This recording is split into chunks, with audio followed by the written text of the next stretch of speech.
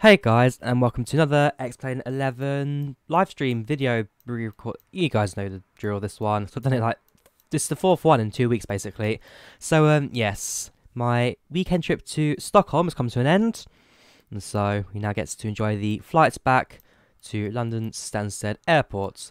So here we are at Stockholm Skavsta, the Stockholm, not really in Stockholm, but 100 kilometers by train Stockholm Airport that Ryanair fly to. And yes, we get to enjoy the just have like 1 hour 57 minutes flights back. So first things first, we'll be setting up the aircraft, get ourselves ready to go, and of course, as always, we shall be flying our beloved Ryanair Echo India Delta Yankee Alpha. So first things first, let's get this aircraft set up, shall we? So emergency lights on, battery on. I've lost what the battery is. There it is. Not sure why it took me so long to find that, but hey. Right, start leg flight, so we'll start loading, cleaning, whatnot. PA system, welcome speech, not yet. Ground services, connects GPU, set shocks. Yeah, I think the passenger loading system is just a sound, doesn't actually move anything on the ground. So, let's go through the basic setup, get the aircraft ready to go. First things first, sets the IRS to nav. Data out of date, that's fine. Position initialization. Top position. We're at Echo Sierra Kilo Alpha, I believe. Echo Sierra Kilo November. Plug that in. Sorry, ground power needs to actually turn on. There we go. And gates, we are at gate 8 Alpha. Routes. Plugging our departure. We're going to Stansted, Echo Golf Sierra Sierra. Company route, Echo Sierra Kilo November, Echo Golf Sierra Sierra 01. Plug that in. Flight number, we are Foxtrot Romeo 1708. And again, for those who are interested in tracking my real world flight, because again, I'm on board this aircraft now, flying back to the UK. If you plug the flight number into Google. Sorry, to Flight Radar 24, which I was going to say Google there. Flight Radar 24, you'd then be able to track my flights back to the UK. So feel free to watch that if you're interested. Otherwise, feel free to stick around this live stream. So yeah, runway 26 departure. Let me check the runway number there quickly. ZFW, I should do that quickly after refueling. So let's go to flights, config, customize. Right, we need 8,304 kilos of fuel. So remove the tank. How much is that? Okay. 83. There we go. 8311, I think stats. So yeah, 2 out of 13 cruise time. That sounds about right. So actually, no, it doesn't. Wait. We'll run it up. 600. That'll do.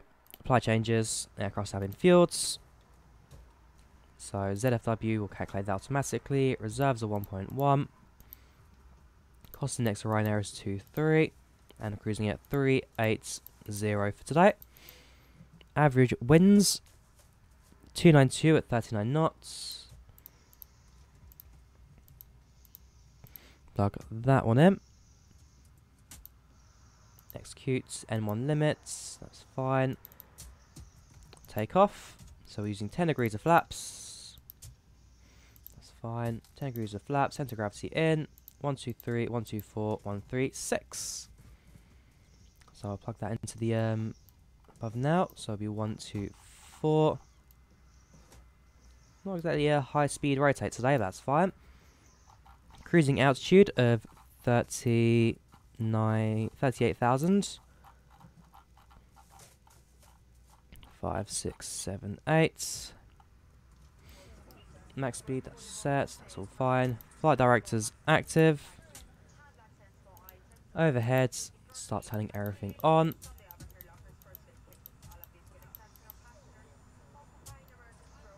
Check how long the IRS takes to align, 7 minutes, that's fine. We start up the APU in a moment, turn on the left to fuel pumps. Everything looks set, strobes in the off position, no light can come on, because in Stockholm, Sun sets at about 40 past 3. So yeah, see sun's setting there on the horizon now. By the time we're in the air, it should be quite dark. So I may have some backlighting. Not too much though. When we do land in the UK, ETA for that, I believe, is, yeah, 2 hours. So it's 3, 4, 5, plus an extra hour, 6. Sun will be setting in the UK, so yeah, we will be needing some lighting for this flight. Not too much, to be fair. I'll say about in the middle. Floodlights, that's fine.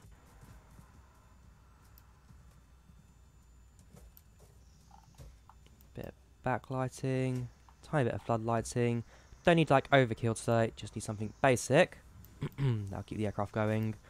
Make sure we're squawking 120. 1, 2. Come on, I can do it. There we go. And then there's a little bit of a backlighting on the back. Looking good. So back to the FMC, make sure that's all set. We'll be doing a departure, runway 26. Typics, departure 26 on the tippy to kilo. That shall do us. Make sure my takeoff still set, because it may actually have lost it like that. No, that's fine.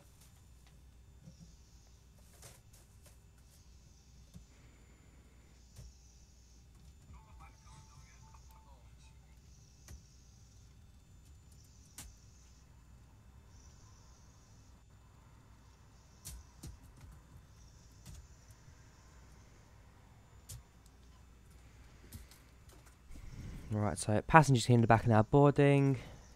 Most part we should be alright. Just in case of waiting for the APU to start up. I'll now start up my APU actually. So hold that until the needle starts moving.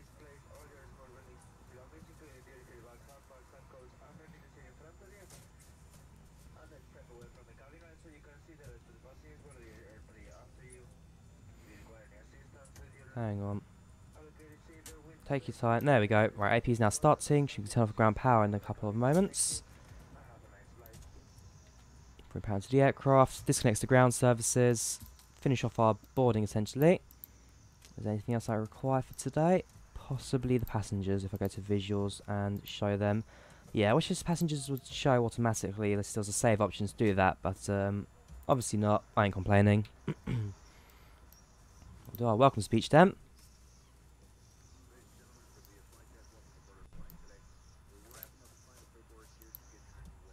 There we go.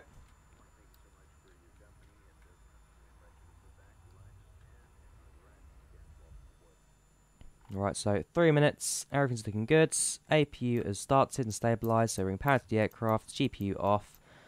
Right hand side, ground services, remove, aircraft's now on our own control. Parking brake is set. Without comms 1200, Unicom 122.8. What else do we need? FMC has been set. This one's set to legs, please. There we go. Departure has been set. Runway 22. Autopilot panel's been set. PFD is still loading. Otherwise good. Flight controls. I'll do that after pushback. Everything looking good. So fuel pumps can come on for all tanks, and that'll be ready for when the engine starts up. Sets the packs to 380 for cruising. Packs are off. AP bleed is on. Both engine bleeds are off. Make sure that's actually set correctly. I'll just be blowing out to the aircraft. Your dampener's on. Panel lighting is as required. 2 minutes. Not too long to go now. But while we're here, let me just go quick double weather check for this airport. So Echo Sierra Kilo November. Right, QNH 1020. So that's the US, sorry, European. Right, 1020. Wind visibility is 9999. Wind speeds are 0918. Yeah, that's fine. Hang on, is that right? Probably not. Oh well. Yeah, so weather should be alright. Do a quick weather check at Stansted, just in case. Not to make too much of an issue. Right, QNH1028. Visibility is 4200. Few clouds 01. Few clouds at 100. So it's quite cloudy right now at Stansted. I'll bear that in mind when I do come to approach.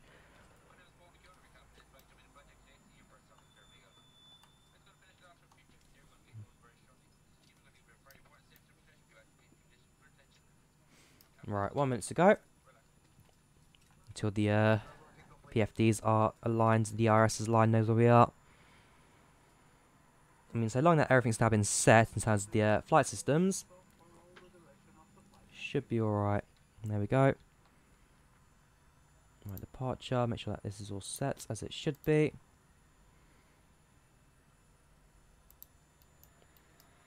Hang on, runway 26 on the... Is that not one of our departures, sorry? Typics. Routes. No, erase that.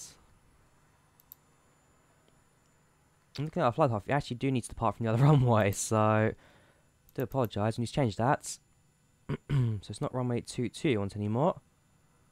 If I remove that, it is... Sorry, 26. It will be 08. Is it 08? Quickly rush the end of the runway, so it looks like there's a fair bit of backtracking we need to do today. The actual same taxiway we went down last time. Yeah, 08.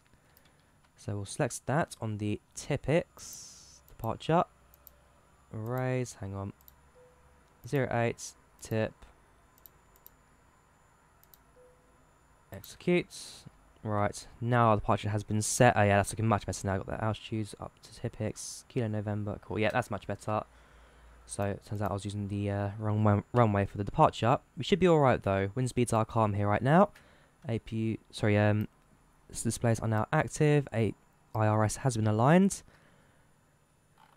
Sets the TCAS to TA only, thanks to the limitations of this flight simulator. And other than that, I think we are now ready for push and starts. Everything's looking active. Let's start our pushback. So we now need to request our request it straight away. Ground to cockpit, please show me where you want to go. That's fine. We'll be going this way, so we'll be backtracking down the other runway as we did last time, which will make life a little bit easier in terms of taxiing down to the runway. So let the best pushback pre-plan. Tow is driving up. Anti-collision lights on, wing well on, strobe steady, logo lights on. Everything else is set. And here comes the tow truck from underneath the building, and it'll come through the fence itself. Aircraft secured. That's the last thing I need to know. Yeah, the fun of having a terminal so close to the aircraft, the vehicles don't quite come into position as you'd expect. Alright, so he's now going to clear himself to the aircraft, and I shall soon be ready for departure. You can see the sun is starting to set now, it's getting a little bit darker. And so as we fly towards London, we'll basically be on like the edge of the sunset. All doors and hatches are closed, ready to connect. Roger that. Aircraft will now be connecting. Everything else looks good.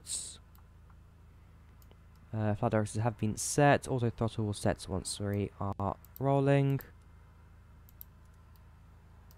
Auto braking will set on the runway, since we will be requiring quick halts before we depart. Like I said, backtrack's going to be quite major, thanks to the fairly long bit of taxiing there. Door needs to be secured.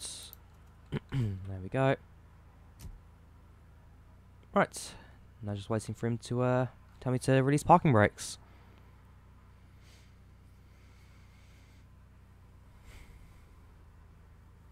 So connected and bypass pin inserted. Release parking brake. Parking brake released. Starting pushback, and you may start engines. Engine 2 starts. Engine 2 starting, so now I've done everything correctly. Sure, it's good to know.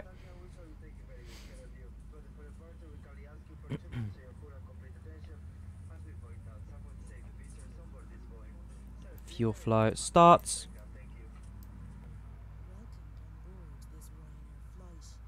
May we have your attention while the cabin crew point out some of the safety features on board this Boeing 737-800 series aircraft.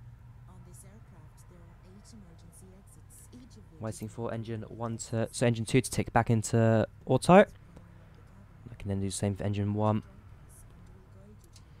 Engine 1.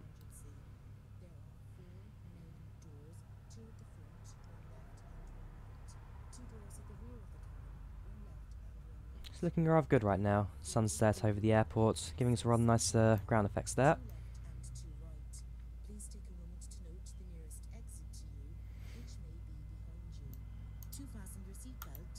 Oops, engine 1 starts. Aircraft comes to a halt momentarily. Just going around the curvature of the taxiway there.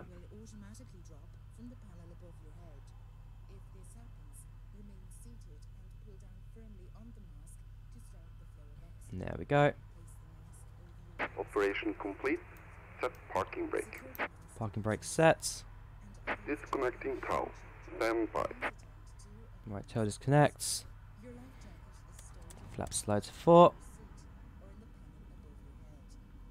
That's 10 flaps. In terms of trim required is 3.23.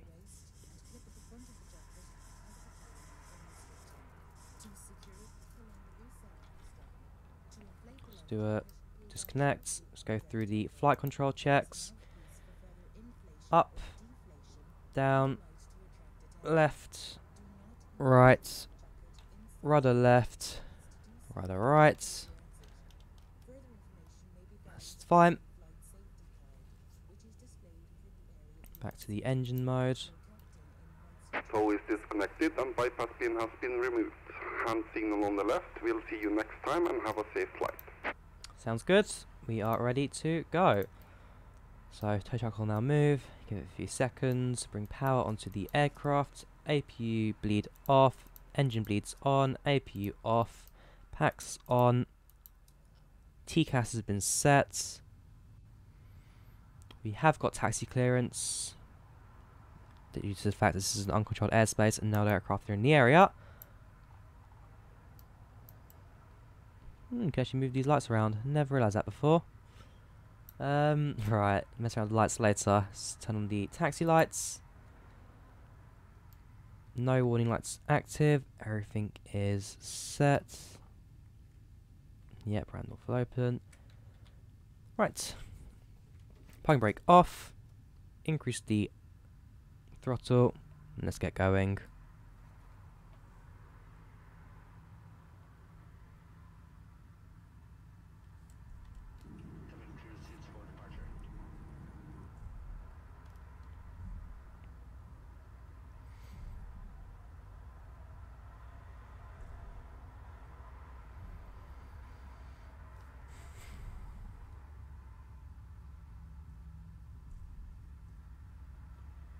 Right, yeah, so he's at Sierra Alpha. He's at the other Stockholm airport, Arlanda.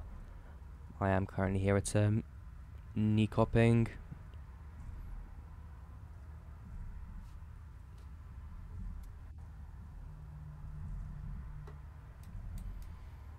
Make sure there's no other aircraft coming on approach this side. Nope, there wouldn't be. On the landing lights, since we will be on an active runway now.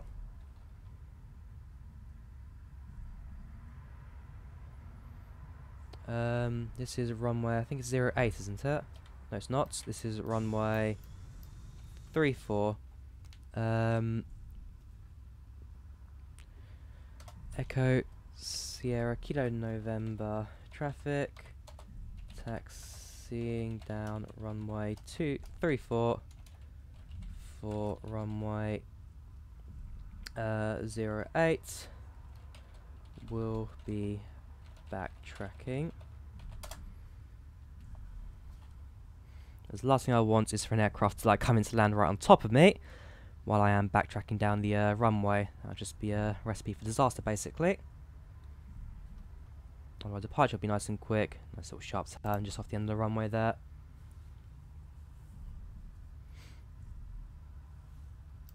Quick check.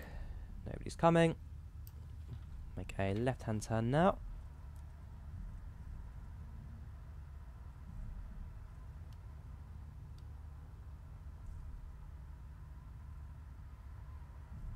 I mean, now that the fog has cleared up from yesterday's flights, finally can actually see the runway for the first time, which is a bit of a fun one. Yeah, a little bit of a hilly one, goes up and down a bit, but not that bad to be fair compared to most runways out there. Right, throttle up a tiny bit more so I can get more down the runway. I mean, again, have to remember that I am in an active runway right now, and this one I'm on right now does have aircraft landing on it and departing all the time. So I do need to get a move on.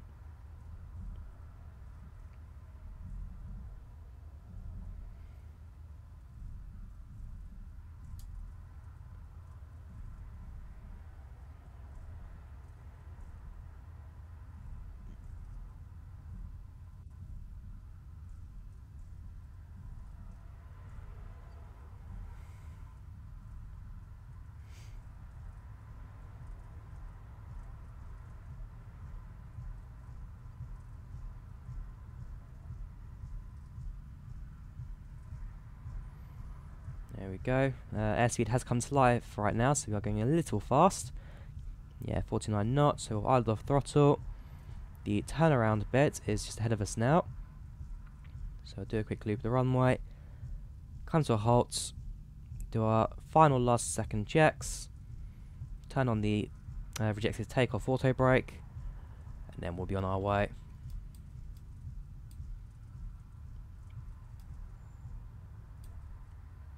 Right then. So, as always, we shall be going clockwise.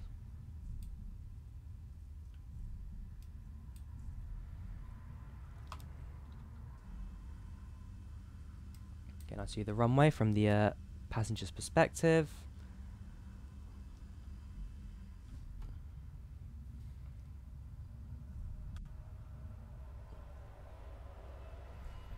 And ourselves at the centre of the runway.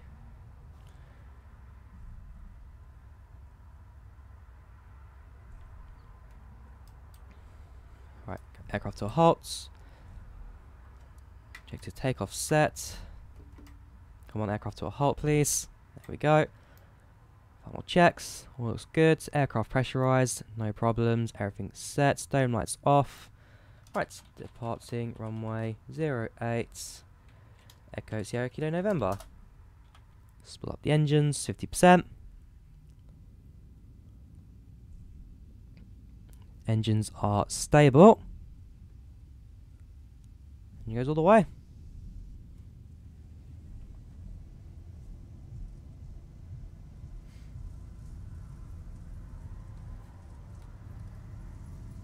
$80 knots. 80 knots. V1, rotate. rotate. Positive rate. Gear up.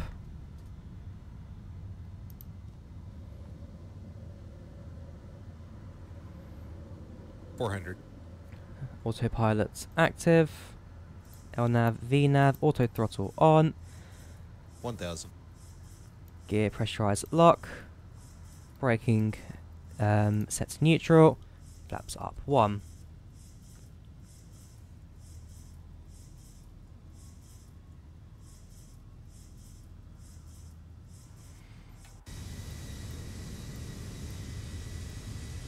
Nice and steep climb actually. A fair bit of height from the runway already. Not complaining because we now fly over the setting Scandic sun. As we turn around, we'll basically be chasing the sun, and so it shouldn't actually go too much lower for the duration of this flight. We should get a fair few views of it as we do continue our climb. Stabilizer trim out of trim, that's fine. We'll be using flaps at this time to keep the aircraft stable.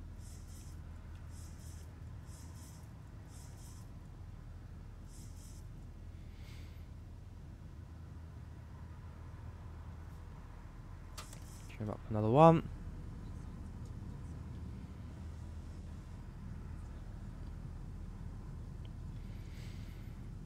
There you go, trim can now go up the entirety of the way. So, another very successful departure. Everything's looking good. Passengers are happy. Nothing to complain about today. Autosave done. For crying out loud, autosave, stop speaking. Message disabled.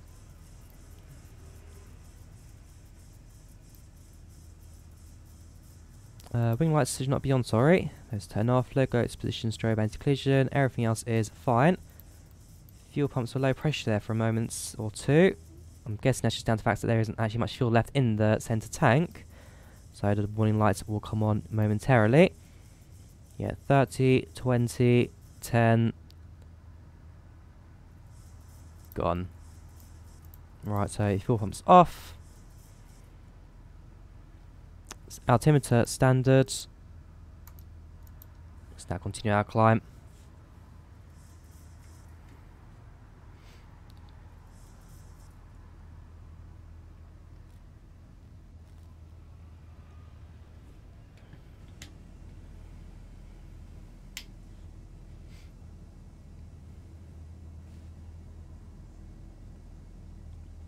You can see Skavsta Airport in the distance actually, just right over there. Rather beautiful to look at. Now that the weather has definitely calms down. More to actually look at, more to enjoy. 10,000, landing lights deactivated.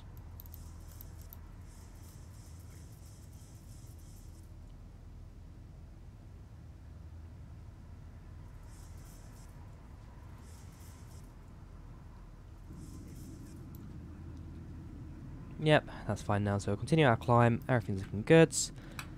Seatbelt sign I've realised I haven't touched yet, but hey, they can come off now. And I'm expecting quite a stable flight today. I mean, in terms of turbulence, there shouldn't be too much until we get towards the UK. Stansted's a bit cloudy, but that may clear as time goes on.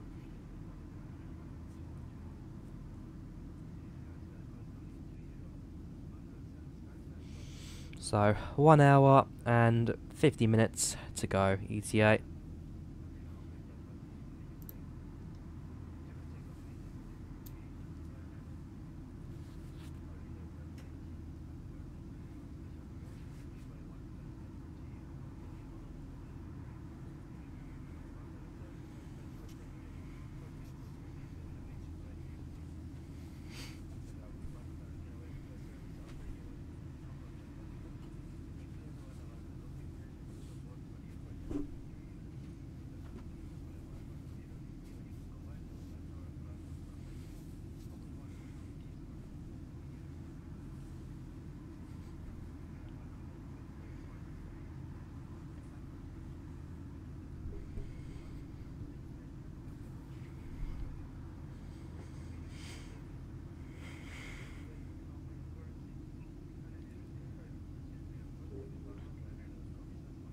Yeah, so at the back of the aircraft, the crew are currently just introducing the actual flight to the passengers. Go through the standard advertising that you have to do on all Ryanair flights. There you go, just in the horizon, the pink glow with the low setting sun. Because I will say, the flight plan I've actually got today is a bit of a weird one in my opinion.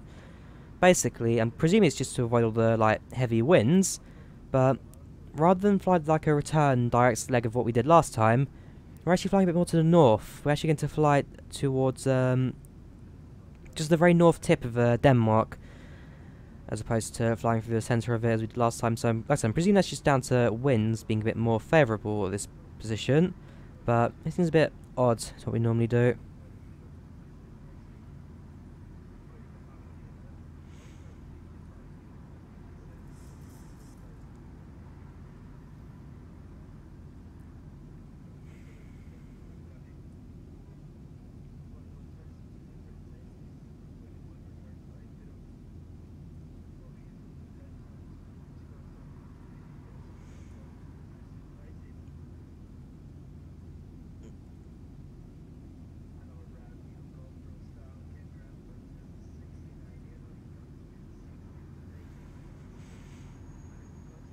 So, yeah, well, I'm now in the flight.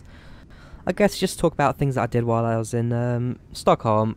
So, first things first, had to find somewhere to eat. Swedish meatballs all the way. I mean, I've actually got a pack of got a pack of them on me, ready to bring back to the UK. Gonna cook those tonight for sure. But yeah, of course, have to carry the meatballs with me. Went to the old town, very beautiful place. Took a metro train at one point. Gonna try and do a vlog on that at some point, along with a couple of clips I got on the National Rail train, or at least the intercity train, whatever the system's called. What was it? It's something like SRR, something like that. I need to double check the naming of it. But yeah, a couple of videos of that. And yeah, really, it was just being a tourist for a day, looking around at all the buildings, the architecture, the coastline, whatnot. Man, very dark. Very cold. Very cold, I must say. Probably the coldest temperatures I've been in outdoors in a long time.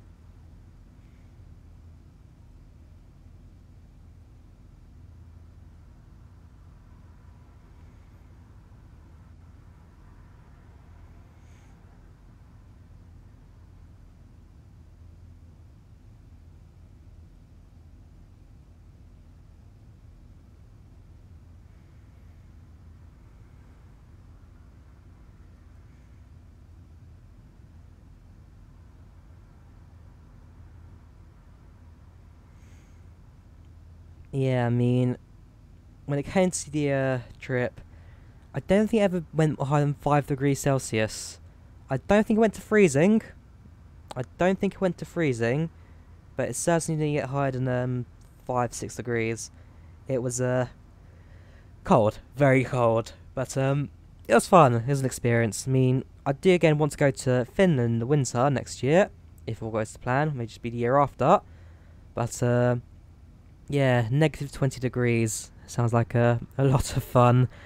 Sounds like a walk in the park. For the Finns, really. So, yeah, that's something to look forward to. Stockholm just being like a taster for it.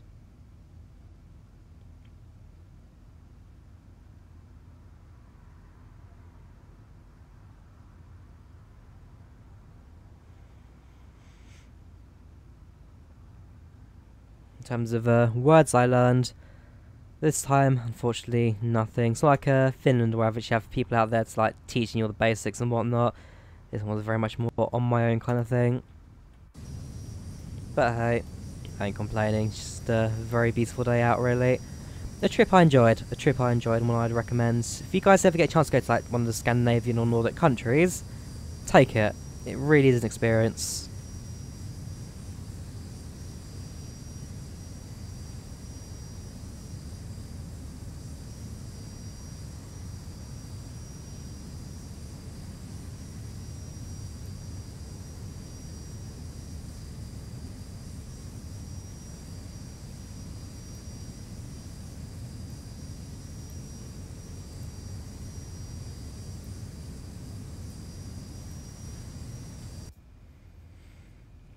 Yeah, I might actually require a bit more light since we're in the cockpit.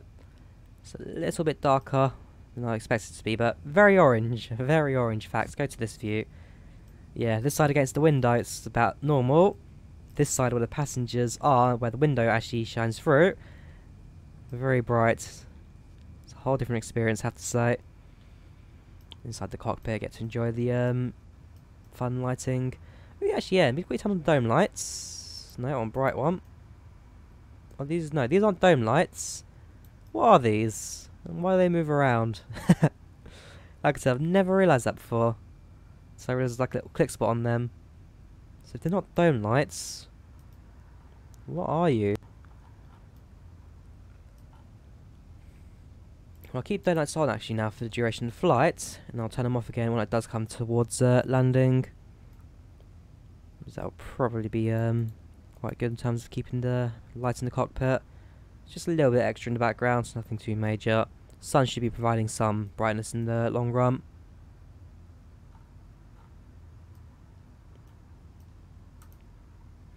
Right, so back to the legs. Everything's looking good. See if anybody's online. Answer is no. Nobody that's of any interest to me, at least. So that'll be another one of those full Unicom towerless flights. Hopefully that'll change. Hopefully someone will log in, but unfortunately it can be quite unlikely.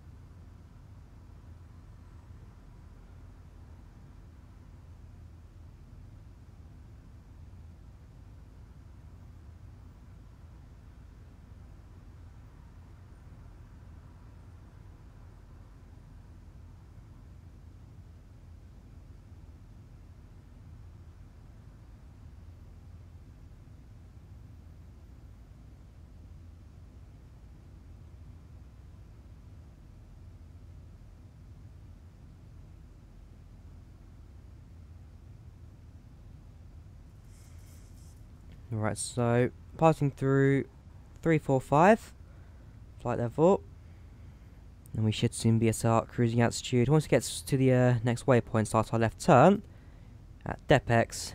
We'll also be at our altitude of 380. So again, quite a high cruising altitude for us today. Must be quite a light aircraft for us, but yeah, we should be alright. Fuel wise, fuel wise we'll be completely fine.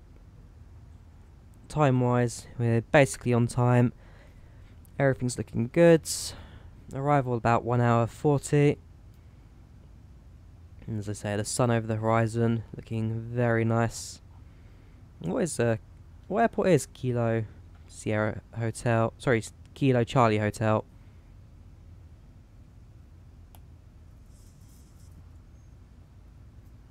I'm not quite sure. I might check that actually. Echo Kilo Charlie Hotel. Copenhagen. Alright, that makes sense. Yeah, Copenhagen, which is right on the north of Denmark. Main reason why we see a few bit of comms in that area for now.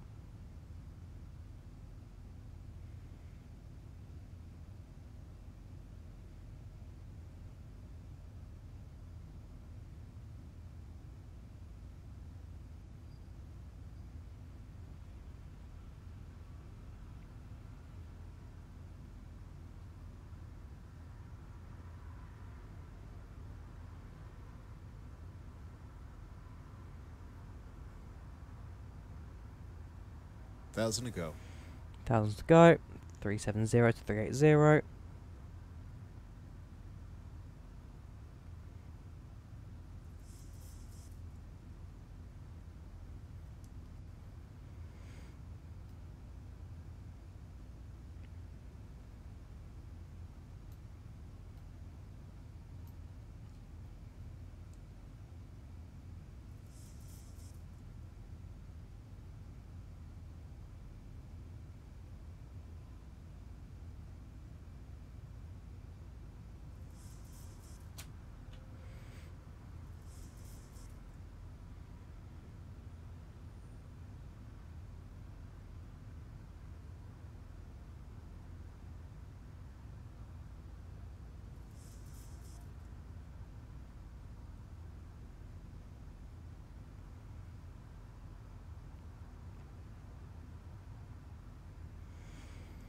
So, now at cruise, we shall be here for a good while to come. So, I guess for me, in terms of actually going on holiday everywhere, this will be my last one for a long time. I enjoy travelling, as you guys know. I very much enjoy going to different countries. We've been staying within the UK, going to different places. But the last 3 months alone, spent a week in Finland, week in Helsinki / Lappenranta, weekend in week in Poland, week in Finland, weekend in Stockholm.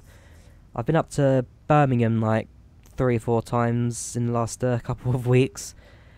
It's tiring. I like travelling, but it's tiring. So like I said, I think I might just have a quick break, just focus on work, recuperate a little, get a bit more money in the bank, and I think I'll then go somewhere a bit warmer next time. Actually, I keep going to these northern, terribly cold places. I wouldn't mind actually going somewhere warm for a change. Maybe down to Spain, maybe down to Greece. We'll see. Weather's cheap in terms of flight tickets. Really, that's my my one requirement. Cheap flight tickets. If it's good, it's good. Right, we are now at cruise, so I'll mention that to the passengers.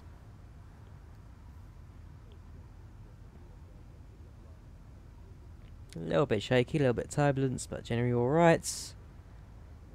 We should be alright. Might actually get a bit of traffic as well, thanks to the Copenhagen traffic. Especially we get towards the UK, we'll be seeing a few aircraft to our left and right to try and keep an eye out for those ones.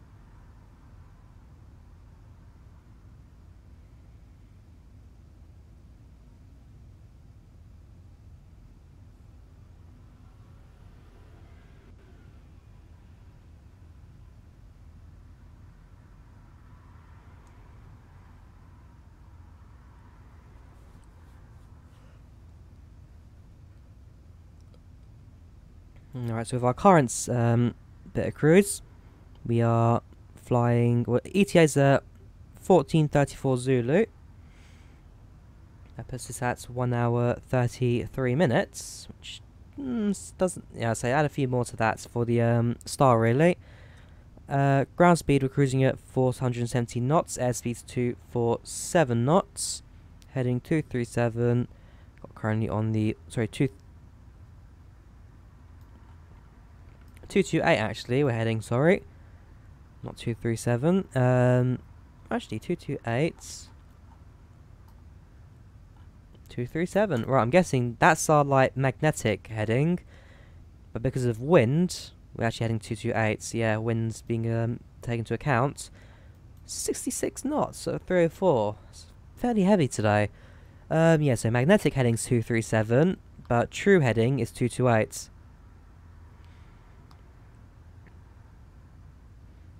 And then, yeah, cruising at flight level 380. Should be fairly simple. Like I said, Stansted, expecting a bit of cloudy weather when I'm arriving, but that's not to worry about for a little while to come. For now, we just get to enjoy our cruise over the Nordic countries.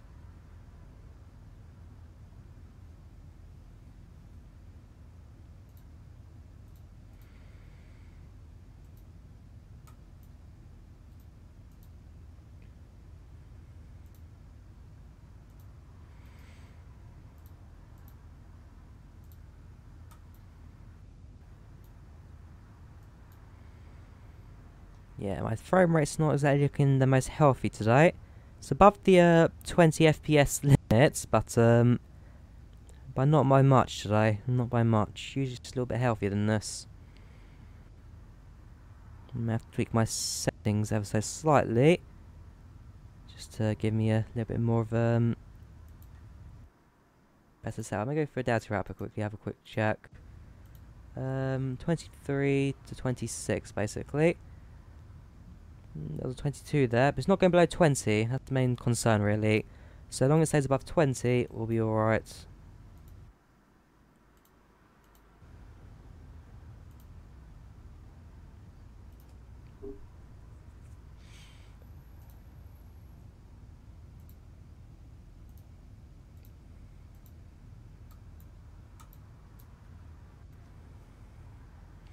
Yeah, the more we cruise, like, there'll be the less clouds we'll be dealing with. As a result, the higher the frame rate will be, the more we fly it.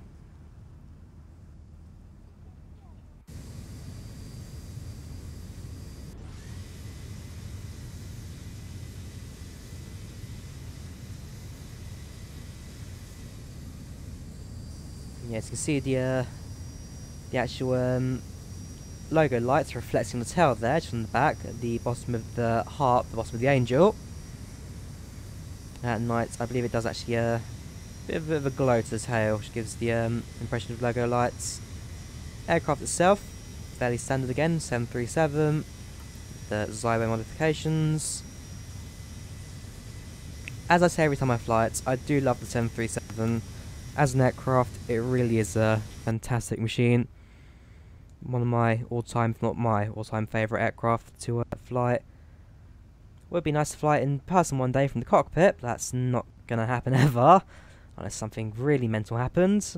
But like I said,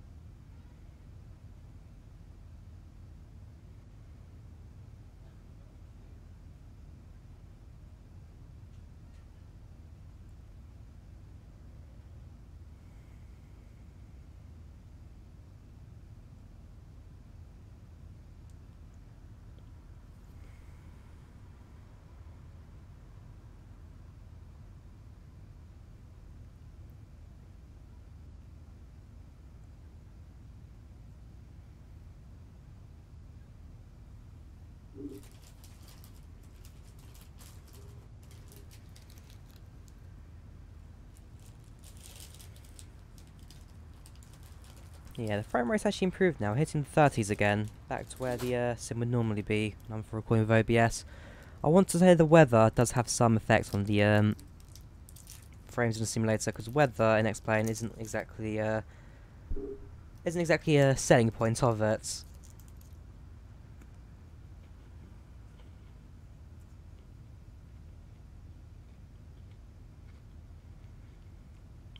I mean, while the clouds can give off some nice effects, weather, sound, and what's the other one? Weather, sound, and seasons are the three things that we really need to see in this simulator at some points.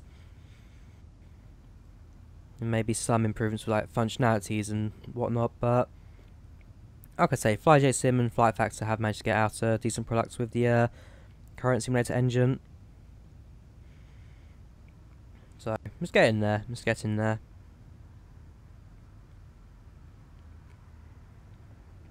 And likewise, you have got that freeware Enviro X add-on for X-Plane, but my words, that take a heavy hit on your frame rate. They look good, but it's not easy to run by any means.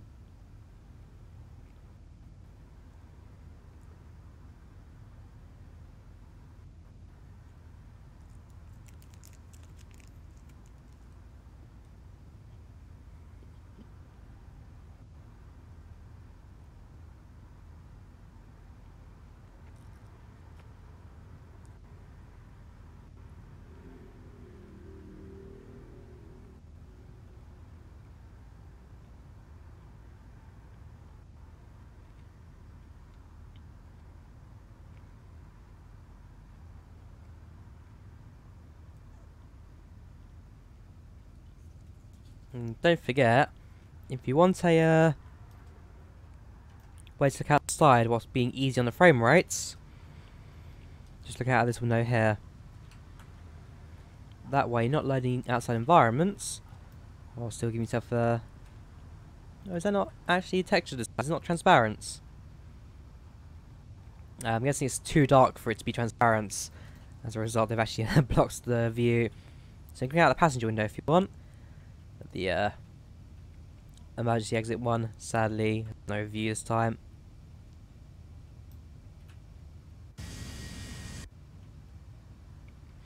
Yeah, outside, inside, outside, inside.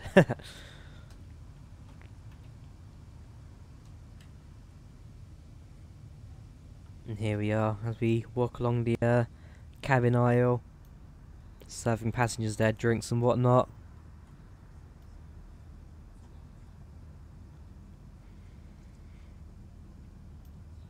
I mean, I'm on 26F, so if I can find where row 26 would be, it was just behind the wing. Yeah, something like, yeah, that would be like 24. 25, 26, something like this basically, would be my view.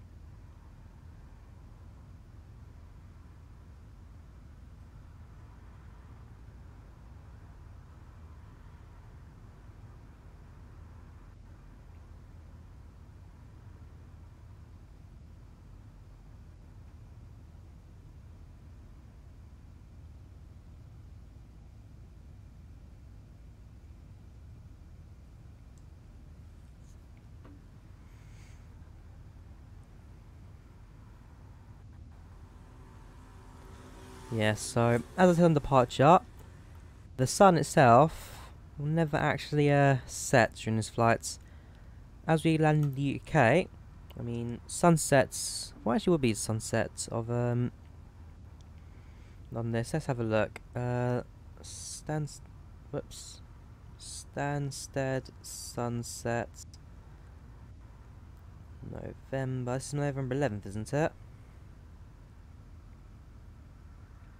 Yes, it is. 16:14 is 16:31. Okay, so the sun will set, but not for most of our flight. We'll just be in this forever hovering sun. I mean, bear in mind we'll still be at some sort of altitude. Probably add like another 10 minutes to that. Only when we touch down will the sun really go under.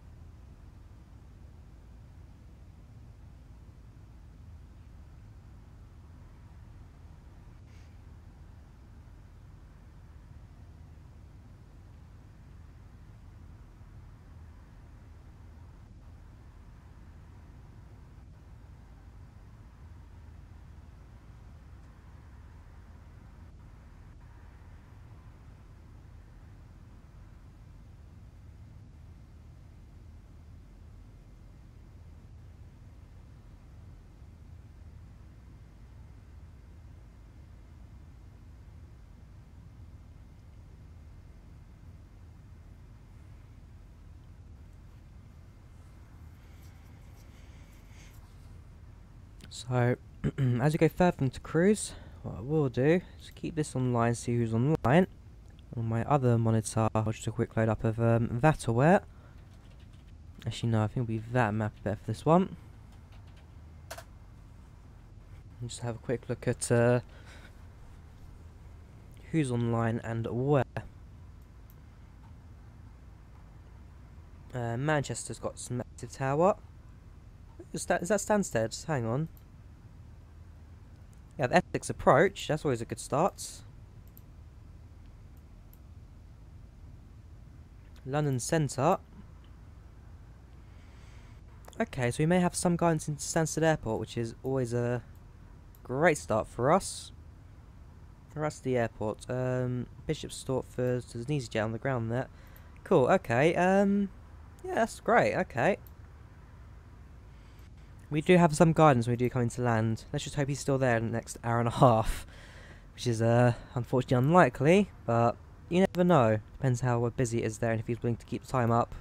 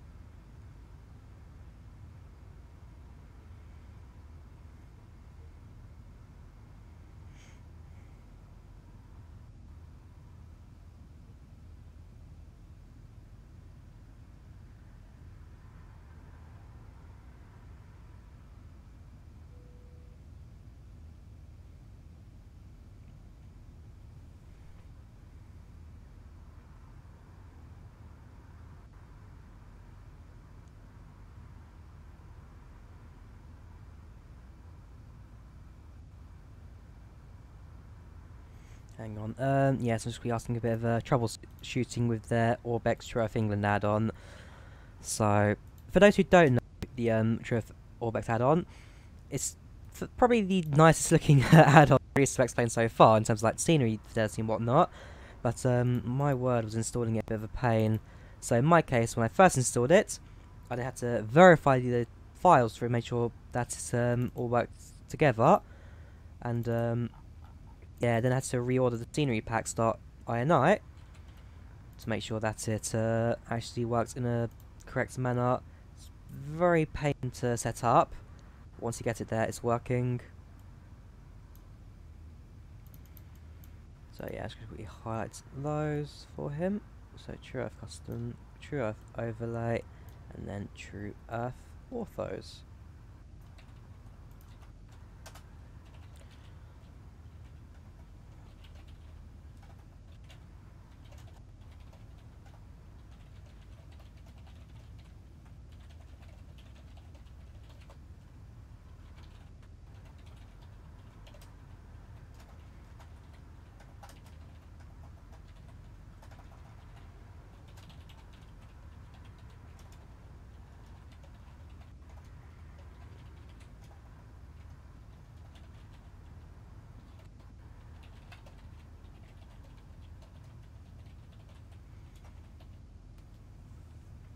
Yeah, so you need to make sure that the order of the files is still like ABC, because by default it goes to something like BCA. It's a bit naff. It means that none of the scenery loads up properly. So set the order correctly, and if it doesn't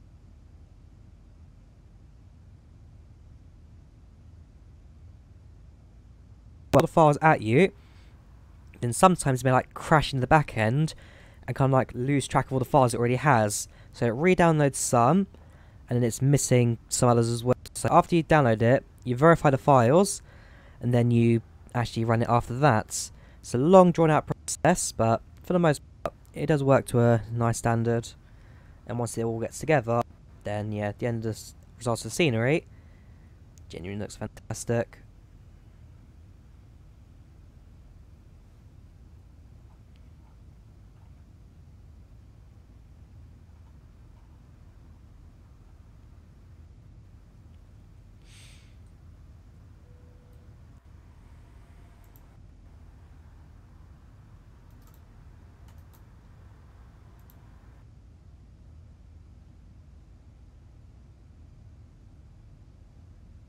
Something's frozen.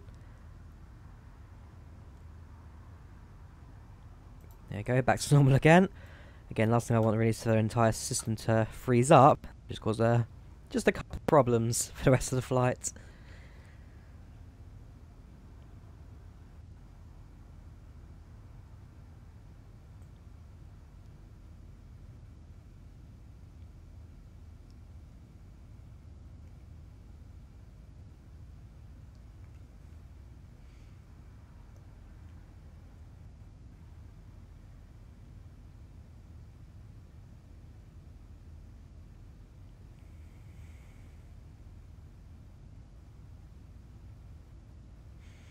Nah, I am generally quite satisfied with X8 in the moment.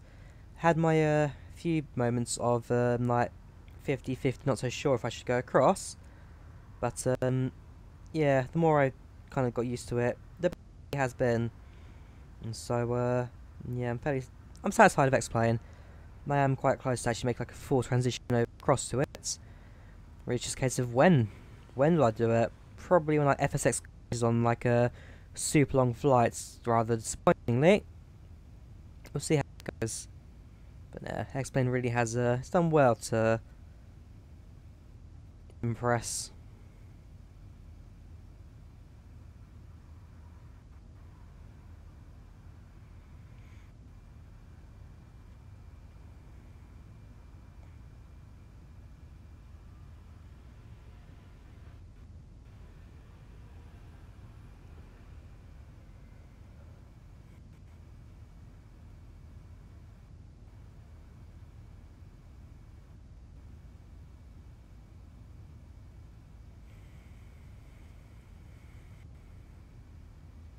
Yeah, Stockholm, Arlanda.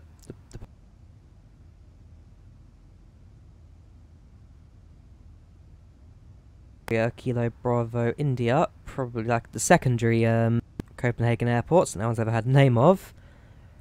The not quite in Copenhagen, but 80 kilometers by car Copenhagen airports. But yeah, it's a fair bit of transition going on. In terms of my positioning, we actually start our descent.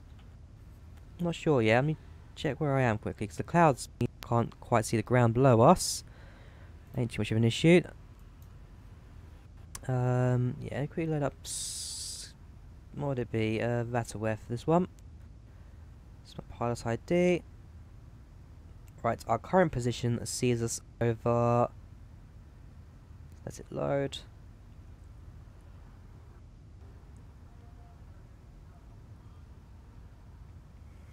Here we go. Current position sees us over. Take your time. The tip of Denmark right now. So yeah, we are currently about to head over Aalborg. That would be directly below us. So if I switch down here, yeah, too many clouds to really get any sense of the ground here. That will be our position. Sun's still fairly high over the horizon. Way below the ground in Stockholm right now, but thanks to our high altitude chasing the sun, we get to see it for the rest of our flight really. I'm not sure if we get to see much of the ground though. When we do get to Stockholm, when we get to Stansted, I'm not sure if we get to see the entirety of the ground scenery now at the airport.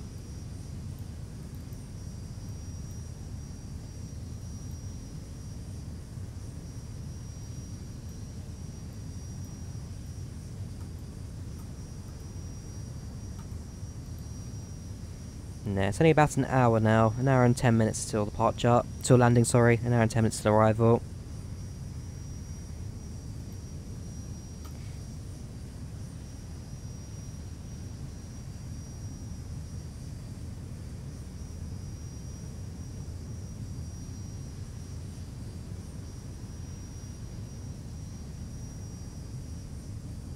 It's just so elegant, an aircraft, it really is. It's like, you're in a metal tube, 38,000 feet in the air, with two small engines throwing out massive amounts of power while surrounded by explosive fuel. Yeah, in the air, it's just so elegant, so simple. I mean, yes, an aircraft is all technical, these buttons, switches, whatnot to mess around with, but really, an aircraft is a simple little design, it's a simple machine. Very elegant and very fun. That's why I do like my aviation. No other vehicle really compares to an aeroplane. Yes, you can get your cars, which are like fast and whatnot, but fast car equals danger goes up. In an aircraft, yes, you've got your risk levels, but it really ain't as dangerous as it used to be. Modern aircraft really are very well built, sturdy. They give you a whole new perspective on the world as well, from 30,000. Like that right there really sums up the entirety of this flight.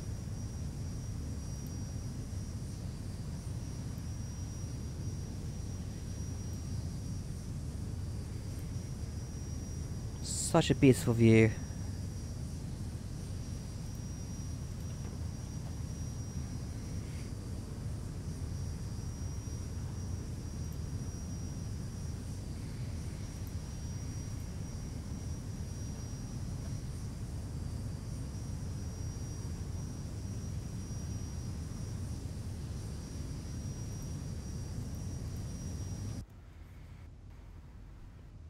I'm sure from the passenger windows as well. Yeah, yes, it's cloudy.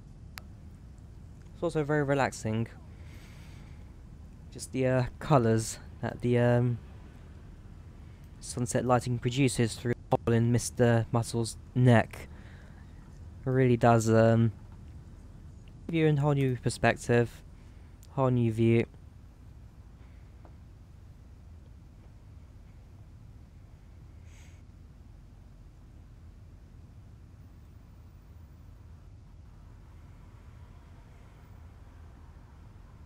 And landing, I'm hoping, should be quite good as well today. Oh yeah, departure time 9:49, 7:20. Yeah, departure I'm expecting to be also quite smooth today.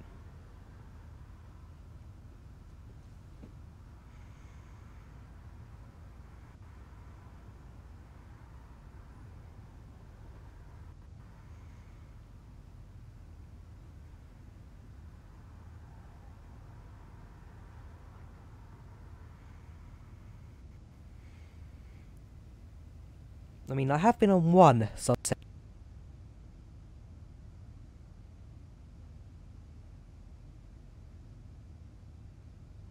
The sun had set, but during the entire flight, it's like the way the sun was just setting the entire time. The cruising was very relaxing. Kind of like that when I flew to Helsinki. I flew in the evening, the sun was setting during the flights. By the time we were over the Finnish islands,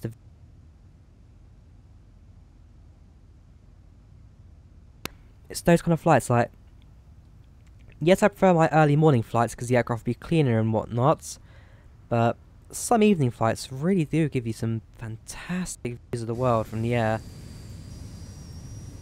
And it's why I do want to work with PPL. It's why I do want to be able to do this like a wheel kind of thing. Just go anywhere in the world, as an aeroplane, and just have a look at it from the world's perspective. Because like I said, it can be amazing.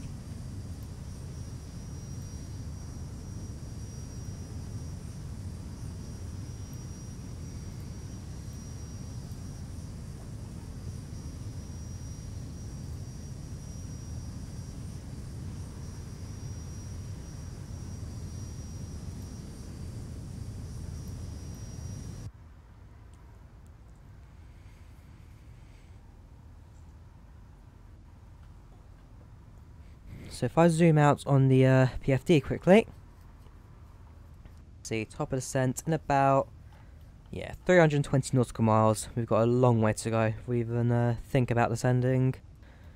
Landing, I can presume be runway 22 again. That usually is the standard runway for landing at Stansted. Sometimes it can be 09, but not always, depends on the weather really.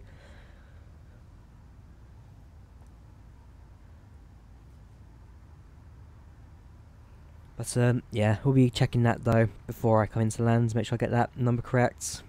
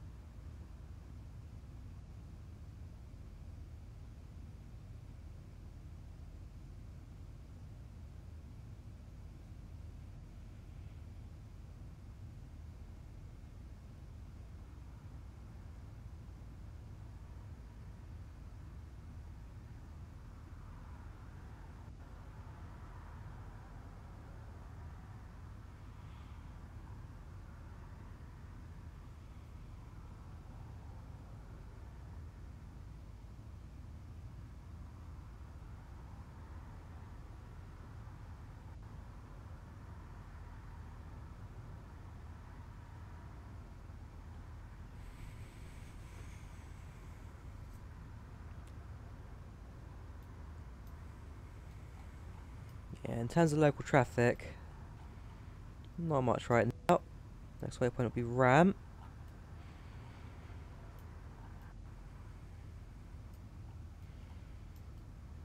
Ah, look, spare bulbs.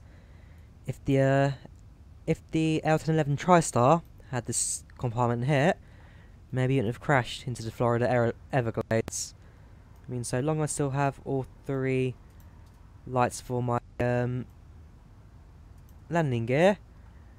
Let's do a test actually of that. Sorry, use a reference test. No, on my landing gear lights.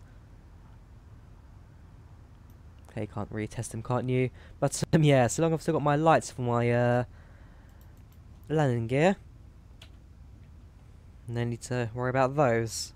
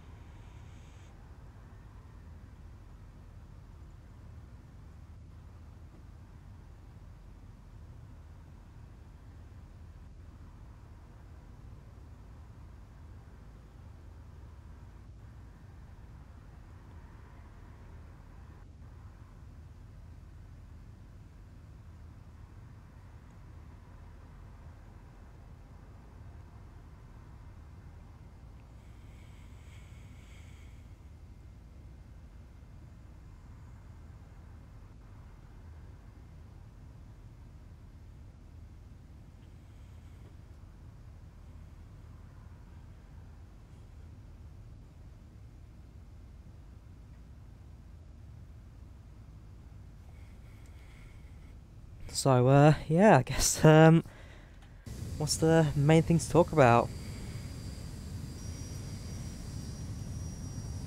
Flight's going quite standard. I myself is quite tired after the last couple of weeks out, but yeah, like I said, it's been a good couple of weeks. Everything's been going quite nicely for me. Good couple of months even, actually. Ever since going to Finland, ever since going on the flights to Helsinki Vantaa, then to now, it's been alright. It's been alright. I've had my lows, I've had my highs, but it's been alright. I will say, as a person, I've definitely grown, because going back to the Helsinki trip, going back to the Finland trip, that was not so much a trip for leisure, that was more of a trip kind of to grow, really. I mean, I was not expecting it to be a relaxing time. It was never going to be one. There's a lot I don't talk about when it comes to that trip, and a lot of it that stays behind closed doors, but yeah, so there's a lot that went into that one. A lot of energy went out of it, and emotionally, quite tiring, but that trip was more kind of like, just kind of grow, see what goes on in life, actually push out a bit more, and yeah, well, some bits I'm not so happy about, other bits I'm definitely quite pleased with, and so it's one in the long run I'll be improving on. Other than that, what other trips? I mean, like, going to Poland, I was just, that trip was to actually relax, just gonna spend a bit of time to myself, not focus on work, not focus on like working, tiring myself out, all that kind of stuff. Poland was a trip to relax. Poland was just a week off to myself, no work, no stress, no nothing. Just time I could actually kind of wind down and refresh myself, do a bit of reading, just to sit out a bit more, kind of enjoy myself. Then it comes to Stockholm. This was just a bit of fun. This is more of a pleasure kind of thing, like head to a new country, as I did in Finland. So I left like a Finn for a whole week, did everything they did. Some of it a bit more interesting than others, like jumping 10 meters into a lake in a reindeer onesie. I wonder if I still have that video. I keep talking about it. I'm gonna see if I can find that video just for you guys, just to play it on stream right here, right now. Give you guys a taste of what I'm talking about. Am I even logged into Instagram? If I am, then that'll make life a bit easier in terms of showing you what I want. Here we go. Yeah, so that entire week was just me living life as a Finn, doing everything that the Finns did. So that meant going in the lake, that meant like eating their food, doing their hobbies. Here we go. If I can position that in a way so that I can kind of show the whole screen. I'll keep my private details off screen. There we go. Ooh, okay, maybe not. How can I do this?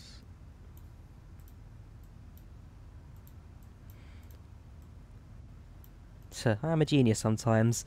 Just stick a bunch of new tabs there. Hide that. Perfect. That'll do. So if I now switch over to desktop view, right, this is the sort of stuff that I did in Finland. Susanna, this one's for you.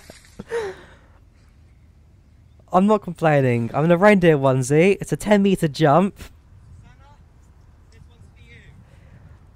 I mean, my friends out there absolutely hates that onesie. They despise it. And so, it's the only reason I brought it with me. I know they don't like it, so why not drag it with me the entire way? They're gonna hate me for showing that now, but hey, I'm not complaining. Yeah, that's the kind of stuff I like doing. Messing around, just being myself, really. Just doing stuff that I'd normally not do anywhere else. There's no aircraft to my left at exactly the same altitude. Which way are you heading? Actually, I should check that. Yeah, just being myself, messing around, being honest, really, to myself. And those two out there really are amazing people. They really are. So, yeah. That's just kind of like, that's what I enjoy in life. Traveling, being myself, messing around, but being true to myself as well.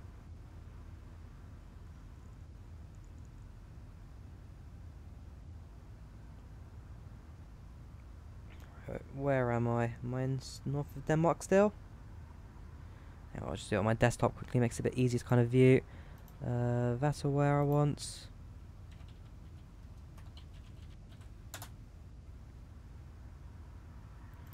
I mean, I believe I'm now over the water. I have now left Denmark. What's that even set to? About 20. There. Where even am I? That's not me. Don't think I'm that close to the UK yet. No, I'm not. It's Luke Webber. Actually, I think I may know that guy. No, it wouldn't be that far south either. It's not a Ryanair. Still search. Ryanair. Was it 1718? 1708. Right, find out where I am, and then figure out what's going on with the guy to my left, because he shouldn't be at. Was it me who shouldn't be at 3.8?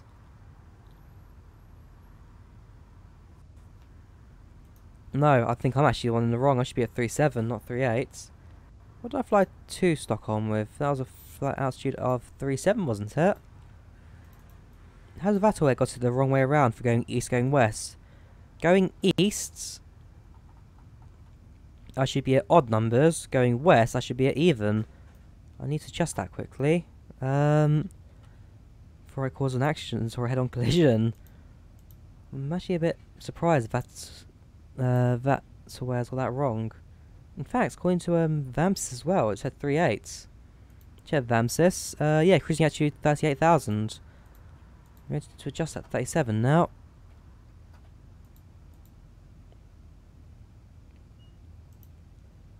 Right, index, ident position, routes, offsets, not offsets, index. Yeah, it'll be under perf, won't it? Yeah, 380 down to 37. I mean, I could climb to 39 if I wanted to, but that'd be alright.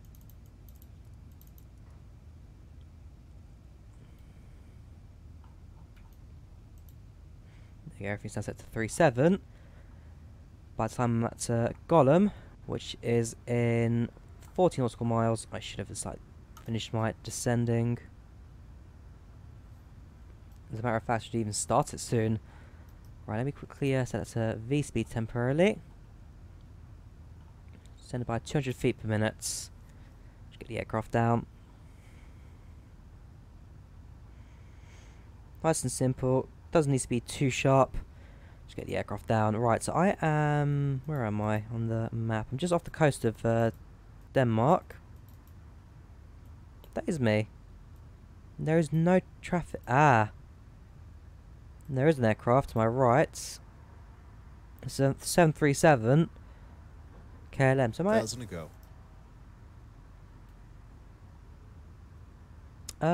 Is it odd or even numbers? Maybe it is even. Well, if he's at 37 as well, I can assume that because he's also going to the east. So I'll presume then it is 3.8. And I'm just confusing myself over here. So if I go back to climbing.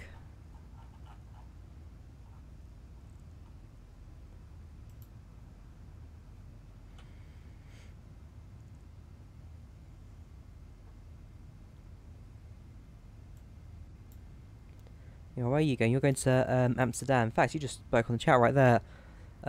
Yes, he's departed from... Where did you depart from? He departed from Bergen Airport in Norway. Now heading towards Amsterdam yourself in the south. I've got a little bit left to go before going to the UK. In fact, let me just show you on the map while I'm here. So if I switch to desktop, not YouTube, desktop. Right, so this is my plane here. That's the other guy I saw on the map to my right, which is this guy who's gone now. Can I see him there? Oh, he's gone now, but yeah, that's the other guy there I saw. There you go, that's my, whoops, nope. Didn't want to do that. Yes, that's me there. Stansted is down to the south, about there, where this guy is. And so, say maybe a good 40 or so minutes, depending on the approach I've got. In fact, thinking of the approach, I should probably start at least considering configuring it for approach. I presume it's runway 22, since that's where all the other aircraft in the area are heading to. So, arrival, runway 22. Hang on. Yeah, runway 22 via. Last one's Barmy. Do I have a Barmy approach? I've got Abbott, 1 Charlie. Nah, no, I don't. Okay. I mean, I could do a 1 Charlie approach. How does that look on the PFD? I'm doing it on the. So I set that to plan quickly. Let's go step by step. It'll be easy to do on the co-pilot one, actually, to be fair. Do that later. Right, set that one to plan. Go step, step, step, step, bimbo. Right, Barmy. Zoom out.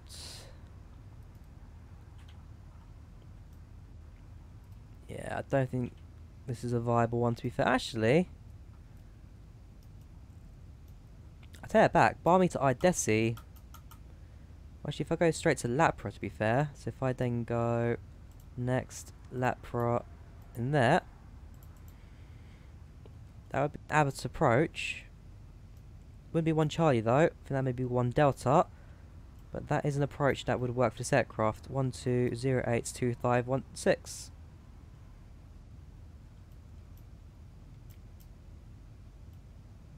Question is, can I do 8,000s to 2,500 in that short bit of time?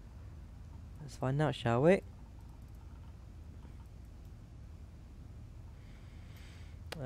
Probably not. So if I were to set that to maybe 500 or 5,000.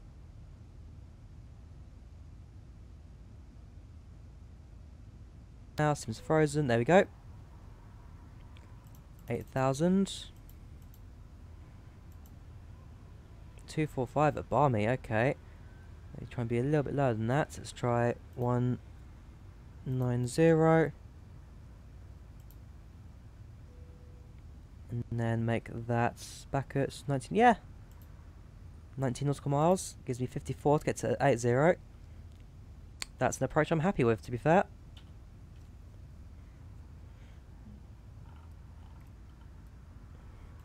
So we're going to land runway 22 at Stansted. If I go back to normal map mode.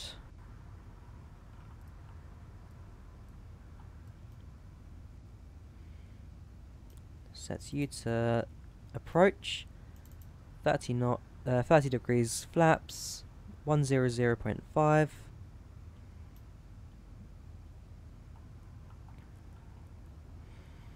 It's 110.5. 1105.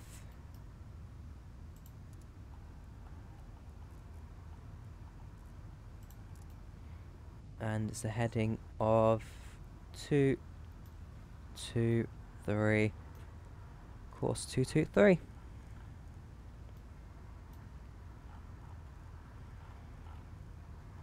Right, so that's our approach now set up. And by the time we reach the UK, we'll then be able to set that for landing.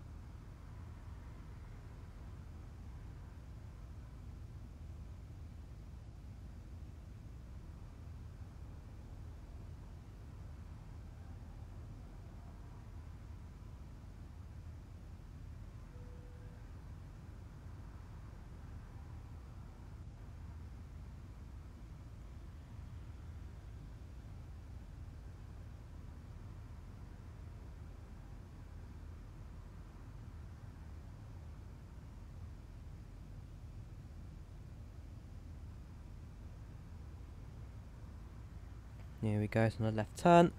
At this point of the flight, it's more just a case of actually guiding the aircraft in towards the airport. I mean, it's again a 3:20 departure.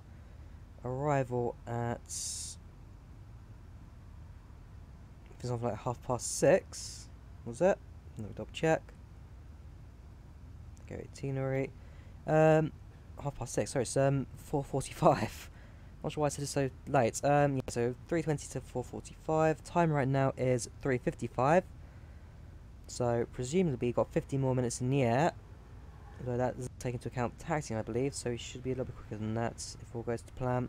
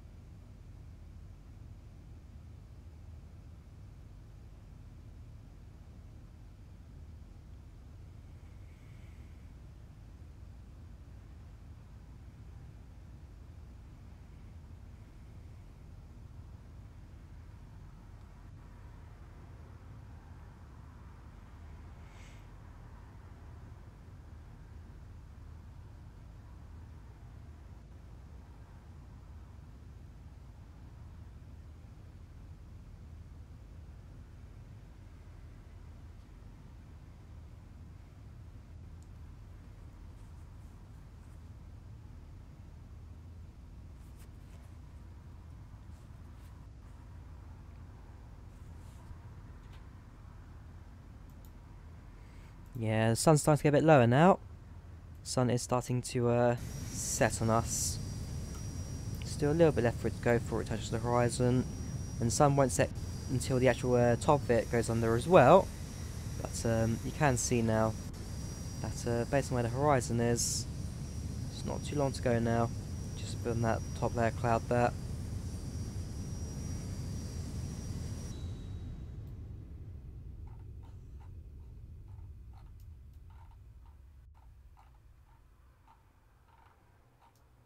Hang on.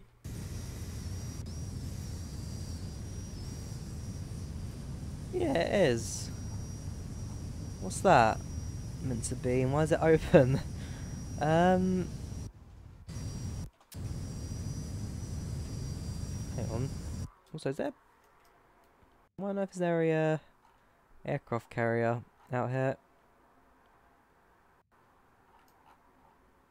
A bit rocky as well, a bit choppy in the waters.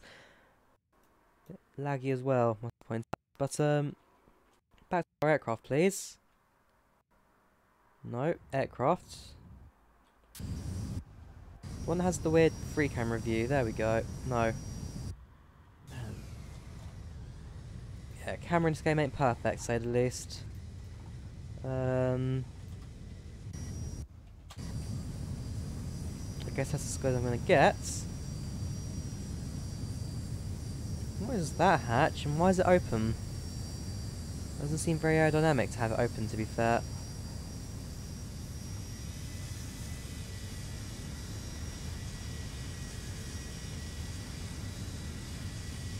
It is sticking out there, though. Is this stability? I have never noticed that in the plane before. I might check that in the real world when I do fly next time. If that isn't actually a feature of the 737, a little thing that just sticks out the back. I mean, it's on the far side, so I won't be able to see it clearly, but surely when I'm like watching plane taxi or boarding or something, I might get a view of it. How peculiar.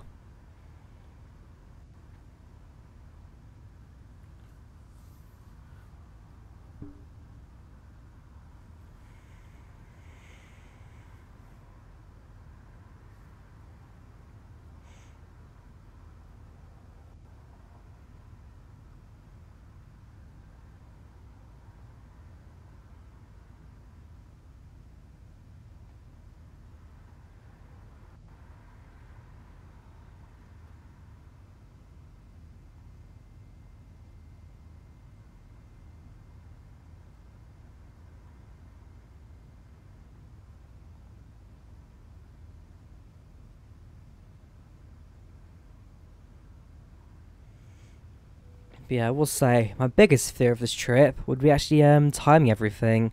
I mean, on passport I'm being secure on me a lot better this time, so I don't actually lose it. Probably just leave it in my wallet or something. Which is chains. Well, I say chains to me. The chain actually broke, but yeah, keep my wallet on me.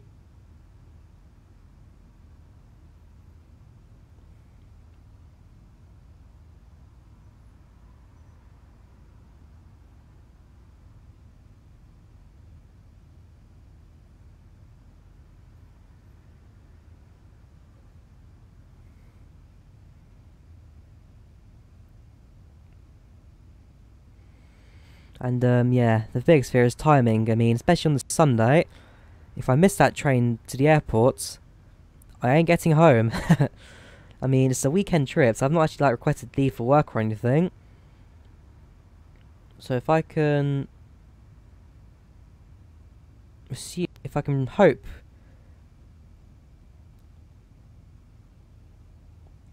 to make it there on time, I should be alright. I just need to make sure I don't lose anything. I'll be fine. And Saturday when I make it there, I've got no worries at all.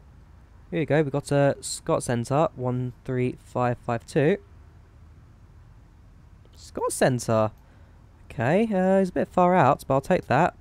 13552.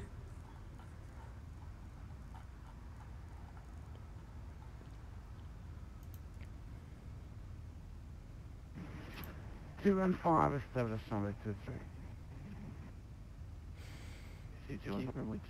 I believe it's numpad's dots for this one.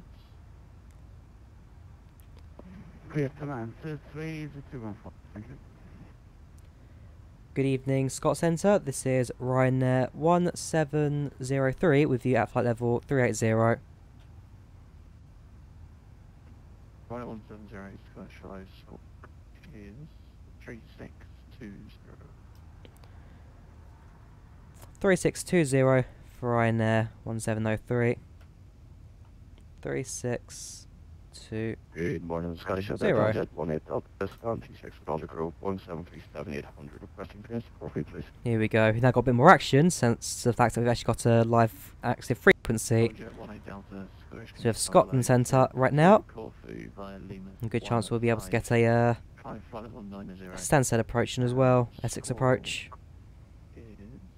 3623.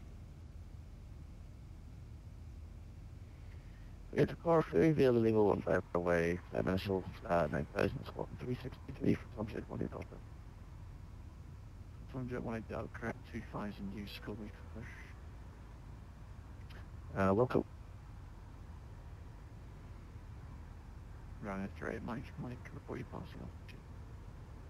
1600 Ryanair straight, Mike. Ryanair straight, Mike, Roger, route direct to Digos, climb flight level 340. Digos, flight 340, Ryanair straight, Mike. So I expect some chatter currently on the comms. So fair busy airspace right now, a few aircraft in the area, but not the worst I've been. I think the busiest airspace I've ever been to on that sim was probably around Heathrow. One time coming to land, there's like 3 aircraft ahead of us.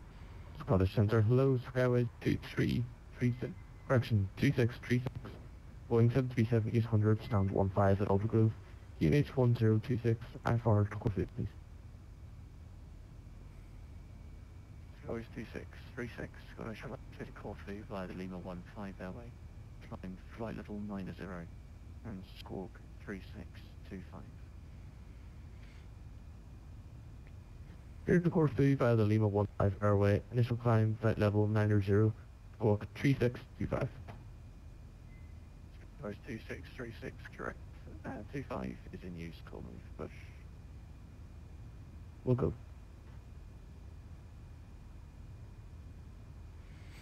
Yeah, I do love active frequencies. Compared to Unicom, we actually have actual people talking. Just makes that flying in the cockpit ever so slightly more realistic. Yes, the codec's still terrible. Yes, it'll be changed soon. But just gives it that extra bit of life, and I do like that. I do like it a lot.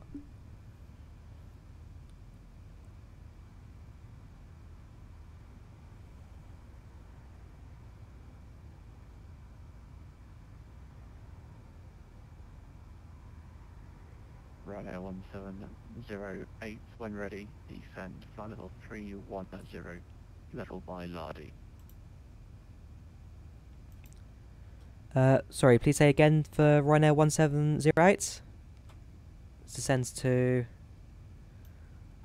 310, I believe you said.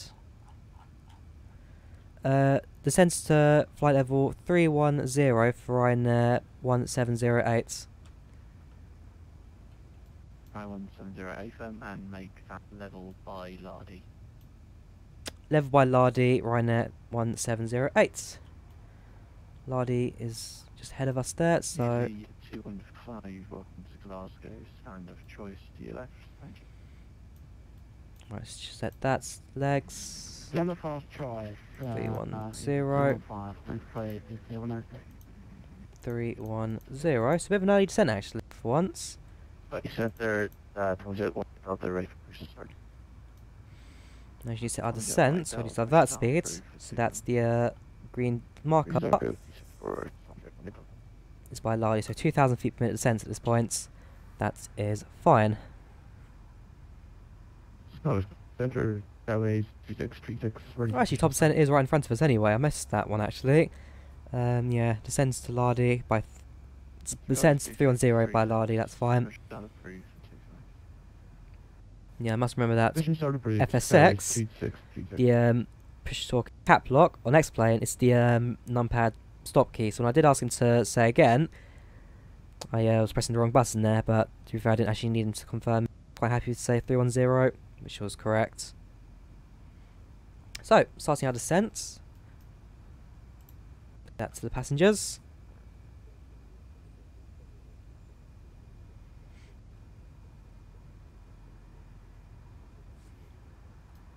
The traffic warning there. Did not spot any other aircraft in the area. I'll keep an eye out though for any nearby traffic. Worst case scenario, I'll even contact tower to like double check for me, confirm if there is anyone local to me.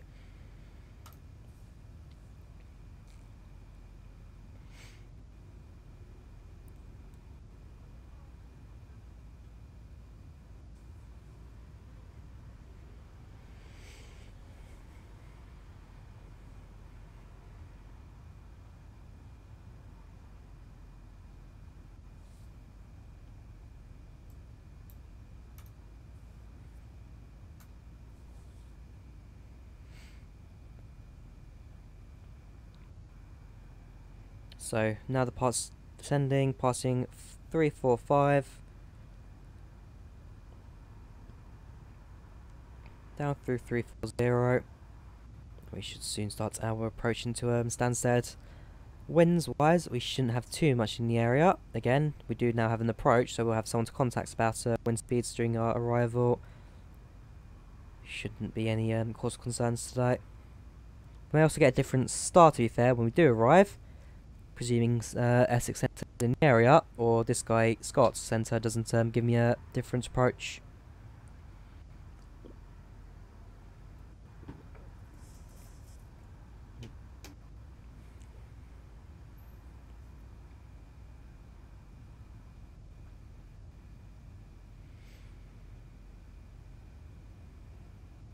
Drawyah 2636, request taxi.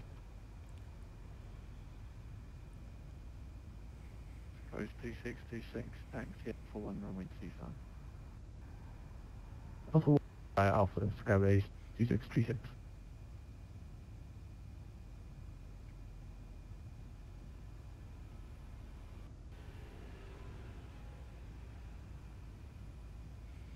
There we go, 1,000 to go. 1,000 to go.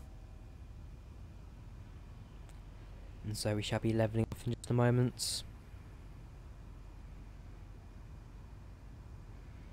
Perfect timing, right in front of the Lardy waypoints. So then I'll switch it back to VNav.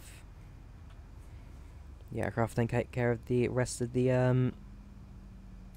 So 1050, Monitor Unicom 122, that's right, bye-bye.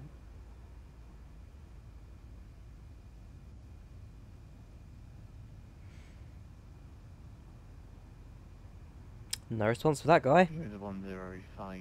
There we go. Scottish Control, what is unit now 122?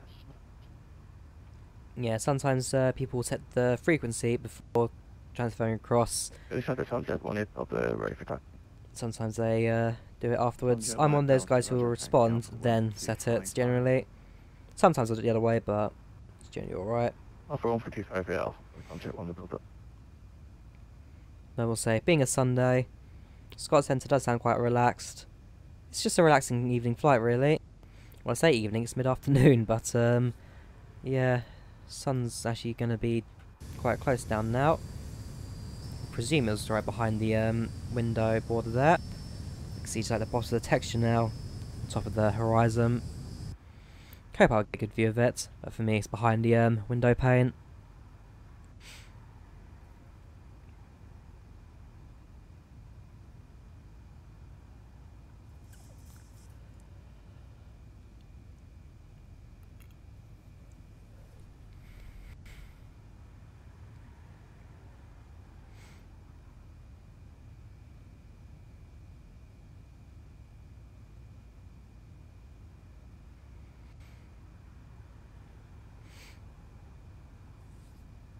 Right, what's the next message? Top of the cent for 310. So I will be setting that now down to 2,500, which will be the intercepts for the approach in Stansted.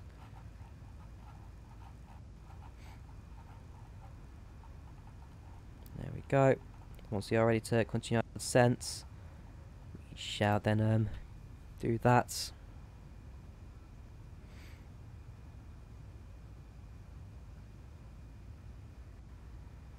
Ryanair 1708, 1 Unicorn 122, that's right, I think.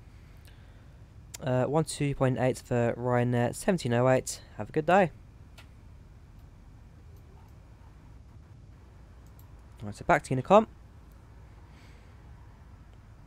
And we should then continue our descent in about 25 nautical miles. We'll continue our descent.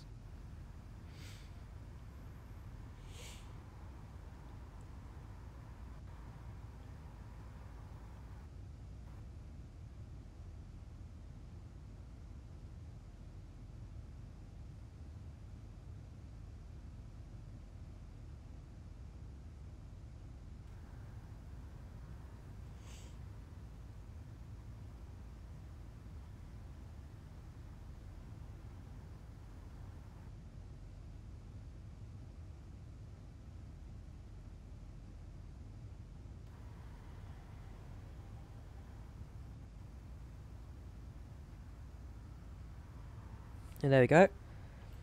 That waypoint is an aircraft. It's an aircraft 5,000...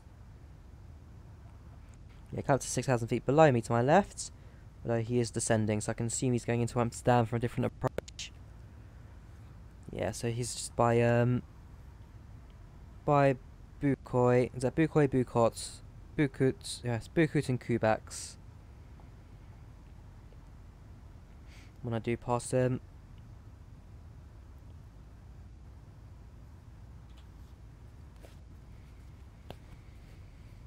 Well, he's not going to be any issue for me since he's now to my left and still descending.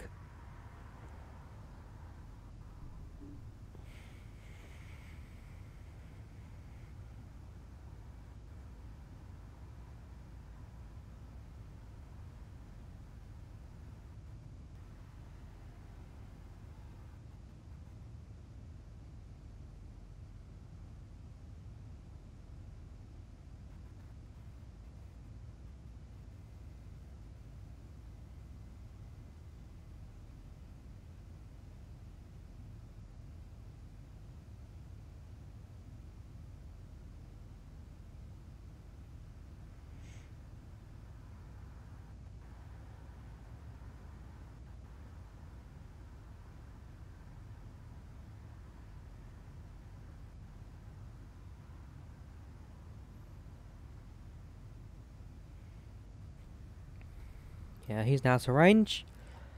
And top of the descent's now 10 miles. We shall start thinking about landing very soon. Yeah, so in terms of me, just bring the aircraft down. And what I'd like to do today is finish the recording and editing for both my Finland vlogs. I still have 2 more to do. I've got one for the Helsinki metro system, the underground trains, and I've also got one for the Helsinki riverboat, well not riverboats, but like tourist boats to the other islands in the area. So those videos will be out by the time this stream comes out, so it gives you like time frame for when I'm actually doing this video, pre-recorded.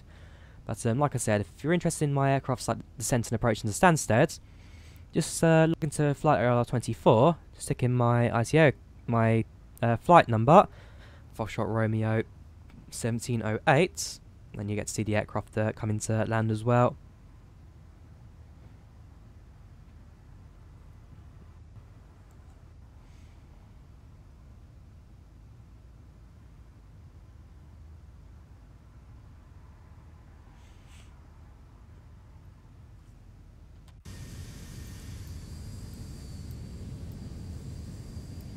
So we should see the UK coming out ahead of us shortly. Bear in mind the sun's still there. While it will be a bit hazy, thanks to the real world cloud effect, good chance we will see some of the ground scenery in the daytime, which should be quite nice. Especially from high altitude. I've not really seen it from high altitude properly, other than when I was like testing it for my channel's like new thumbnail and whatnot.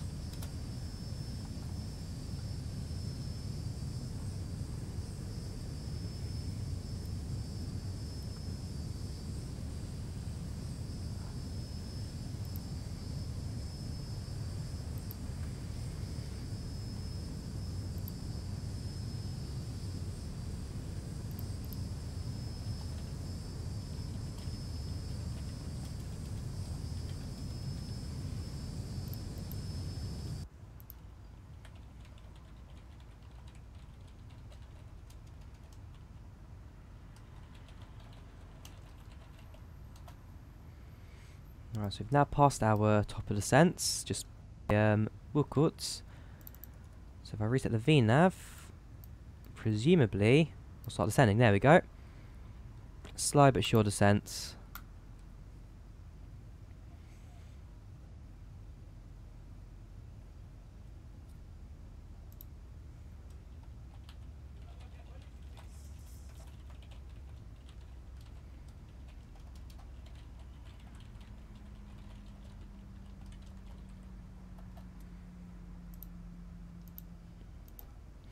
There we go, the engines are now starting to idle down a bit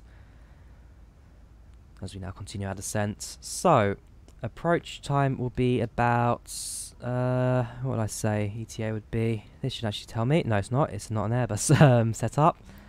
So the one thing I'm going to say I'd like prefer in the Airbus MCDU to the Boeing FMC, and that is the actual estimated time of arrival. You get like a timer of how many minutes it will take you to arrive. Don't get it in the 737. And I will stand by, that's the only thing I prefer in the MCDU. I still much prefer the FMC setup, but it's the one feature that it probably would be nice to have. Clockwise, 16:45 approach, 16:18, so about 25 minutes, according to how clocks work, our arrival will be.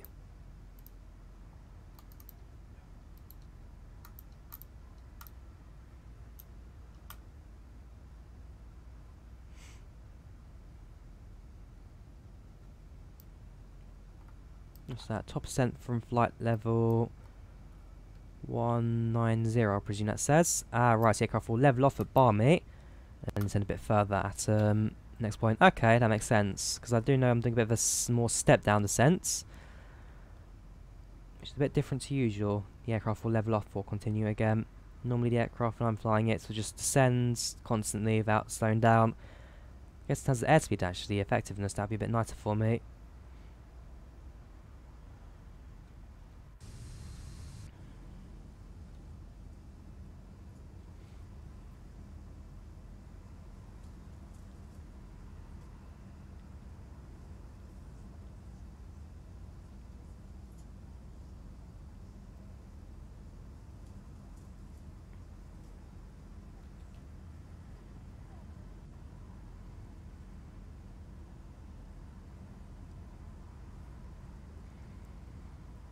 Descending about 3,000 feet per minute right now. It's a bit of a steep one, but airspeed's not picking up too much. That's the main important factor. The quicker we get down, while not increasing our airspeeds too much, the better it is in the long run for the aircraft. I mean, throttles are now essentially idle at 32.3% power output. Temperature's down to -6, so it's starting to slightly warm up a bit now. And once DK is visible to us in the horizon, things should be quite good.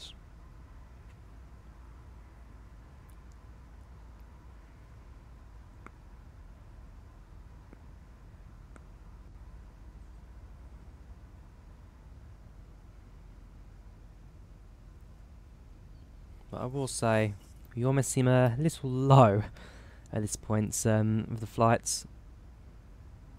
I mean, after our next waypoint's Lapra down to 080. We'll then basically be right on top of Abbott. Really isn't that far to go now, about 85 nautical miles.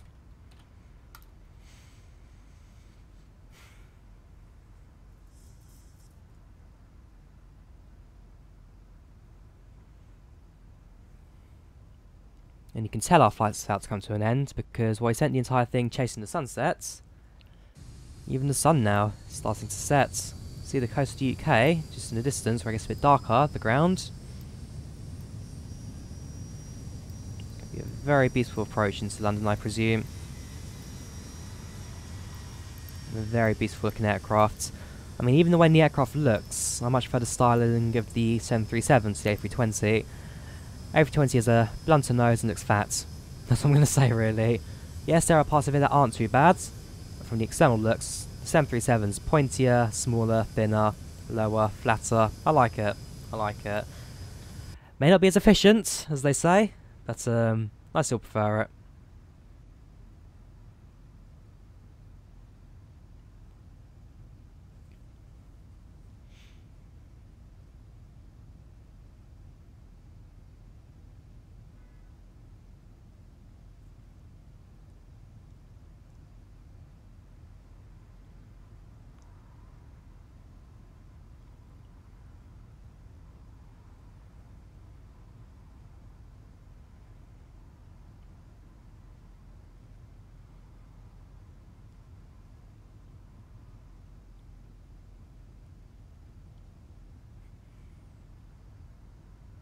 Yeah, I'm just watching the sunset at this point now. Ooh, the sky colours just changed as well. We really are in the closing stages of November the 11th. My word, is that fascinating. It just looks beautiful. Oh, yes. 11 o'clock today. Also had the minute of silence. Remember. Was it 5th November next time? Yeah, 5th November's bonfire nights when Guy Fawkes tried to blow up Parliament. Yeah, 11th November is when the ceasefire for World War I was. Lest we forget, 99 years since the end of the First World War. Next year, going to be a massive year, we'll say, when it comes to the 11th of November's like celebrations, being the 100-year finale of World War I. I mean, to be fair, it's quite fascinating to even be alive at this period. I mean, we're exactly 100 years from World War I. We were about 80 years from World War II, and I'll most likely be alive for the 100-year anniversary of World War II. That would be a big one to celebrate as well, I guess, in terms of like looking back at history. There's a lot to talk about in this time, really. I mean, born in 1999, going through the millennia, seeing technology these days as it really grows. It's quite fascinating to see how much there is out there. Look at that light down there flashing on the ground. Yes, welcome home. Welcome back to the UK ever so soon now.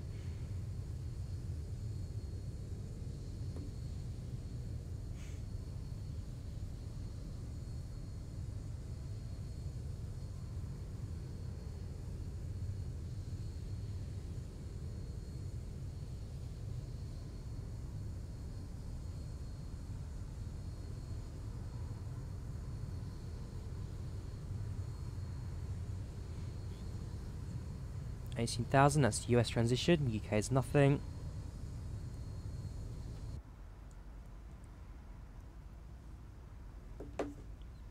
In fact, I wonder if I can actually disable that from here. Settings, audio, no, features, applause, mute FMC, no. Yeah, no thank you. Mute trim wheel off. Airport set, basic regional large, PAX board, PAX chatter, PAX applause, announce trigger. Nope, don't think I can, oh well. So I'll do a prepare for landing one later. Seatbelt sign comes on.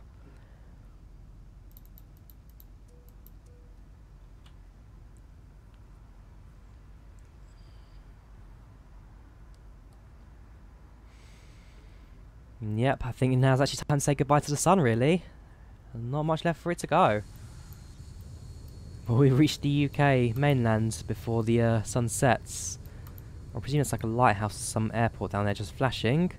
But, man, the clouds really do blend in the scenery, don't they?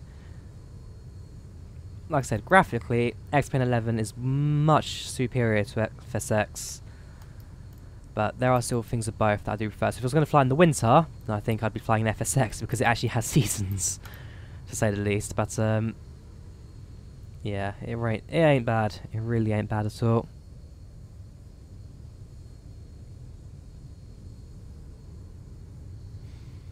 My beloved Delta Yankee Alpha tailcodes, Echo India Delta Yankee Alpha. Again, it's an old aircraft. It has the old interior, the old yellow interior, fat seats. But just because I've been flying this on FSX for so long now, got it made for X-Plane 11. And then same for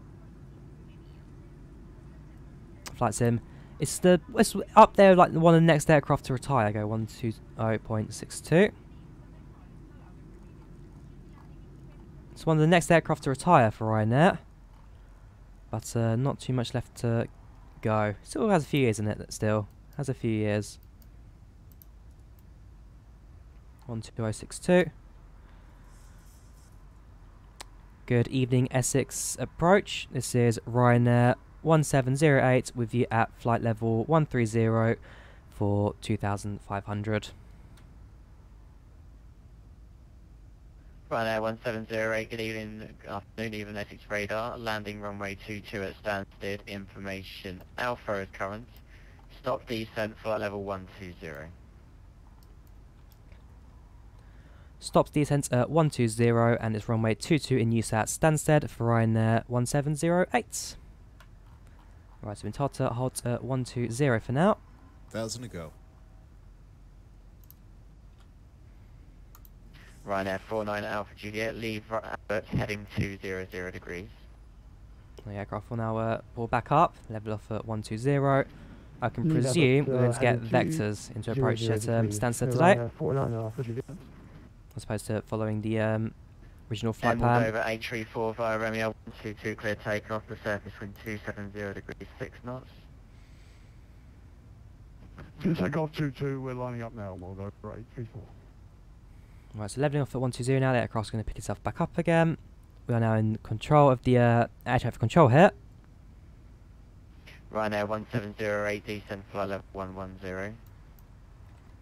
110 for Ryanair 1708.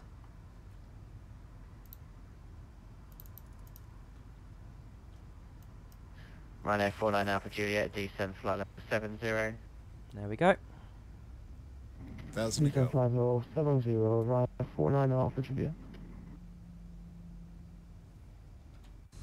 I believe we are now over the mainland UK. Yes, we are. Very beautiful. Sad on really is when it comes to scenery. Still have a bit of sun left to go. Sun's not totally set, so something to look at. Yeah, traffic lights and street lights below as they start to light up.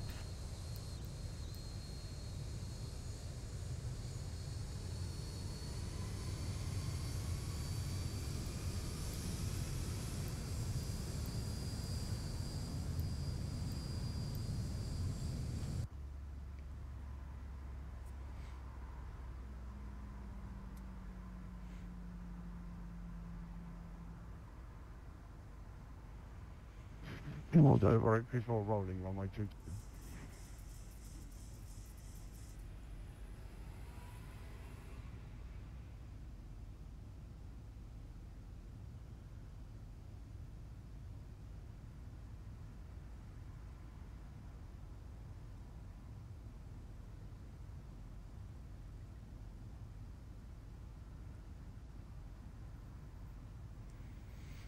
Ooh, actually, yeah, just messaging my friend over in the Stansted control tower. For those who don't know, actually, yeah, check him out on Instagram. Bravo Tango 88. Guy's name's Ben.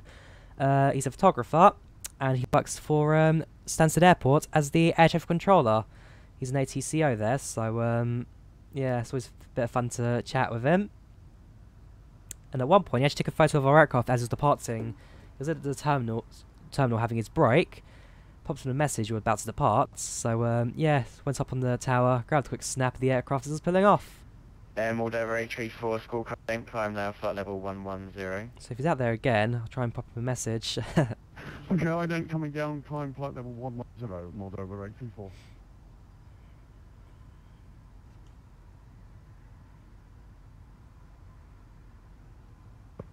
Ryanair 1708, descent flight level 90.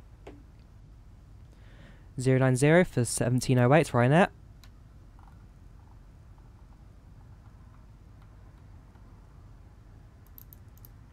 Let's carry on descent.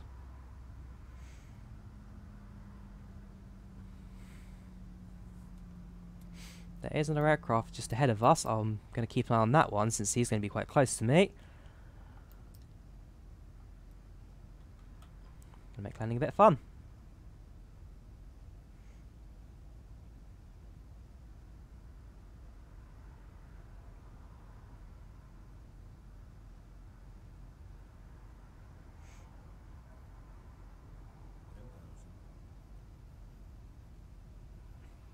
Thousand to go.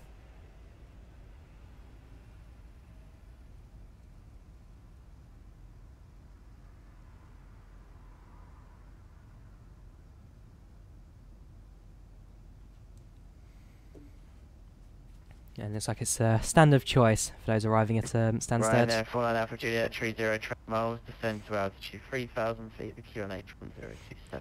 Right, that's not me. Although I keep an eye out for the QNHs actually while I am descending. Ryanair 49 Alpha Juliet. Ryanair 49 Alpha Juliet, turn right, heading 060 degrees. Right heading 06. Yes, 1030 I believe. Ryanair 49 Alpha Juliet, about 30 track miles, descend to altitude 3,000 feet. So by the time we can get off of standard altitudes, send our altimeter up, 3,000 feet. 49 Alpha I can Juliet. then continue my descent.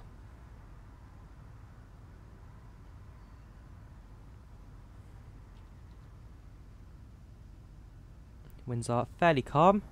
So it's 6 knots coming in from 238, 230, sorry. Ryanair conflict alert.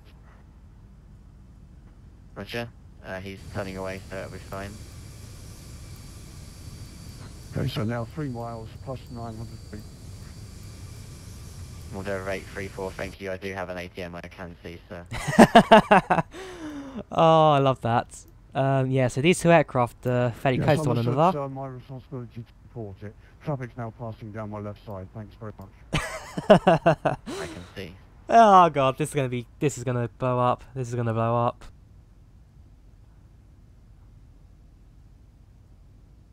Yeah, they are quite close to each other, 200 feet, passing right by one another. I can see why I was a bit concerned by it, but Ryanair 1708, descend flight level 80.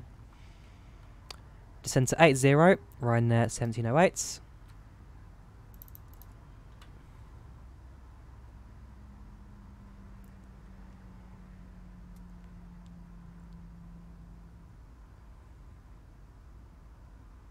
Thousand to go. Right, so, oops, actually below 10,000. I should have turned those on a long time ago. Bit of speed brakes just to stop the aircraft from going too fast over 250 at low altitudes. Make sure this is set to at least down to 220, so I'll set my flaps now to flaps 1 in a moment. Yeah, flaps 1. Now so we'll basically Ryanair stop. 1708, descent flight level 70, and leave Abbott heading 200 degrees. 1,000 to go. Descends to 7,000 and make a turn to 220 once at Abbott, Ryanair 1708. Which is a bit of over a H34 Unicom steep on that. Aircraft's a little bit confused right now. Unicom 122 South Simulate, thank you very much for your help and good day, sir. Not over 834. Heading 220. Speed brakes off. Gosh, what are we doing? Are we climbing again? Down to 7,000, please. Come on, 737. I know you're a little old. I know you've had your history, but down to 70 would be nice. Might just turn off VNAV then at this point and go to vertical speed down.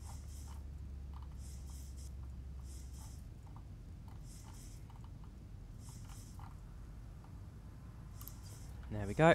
Much better. 1,000 to go.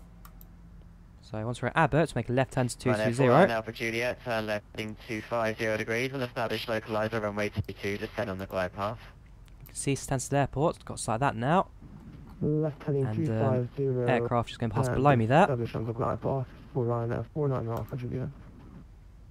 Keep a close eye on that one. Let's make a left turn to 220.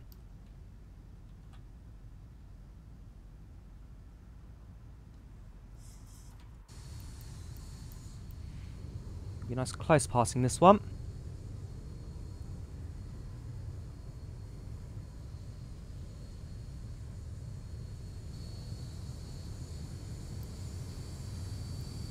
Nice and close. I can actually hear that guy. Ryanair 49 Alpha Juliet. On the right hand side, can you see him? Yes you can, just below.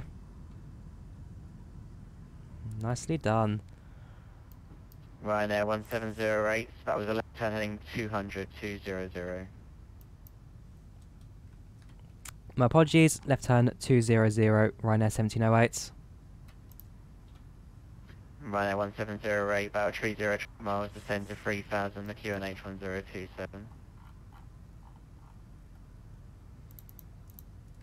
Down to 3,000 and QNH 1027 for Ryanair 1708. Let's get this aircraft down.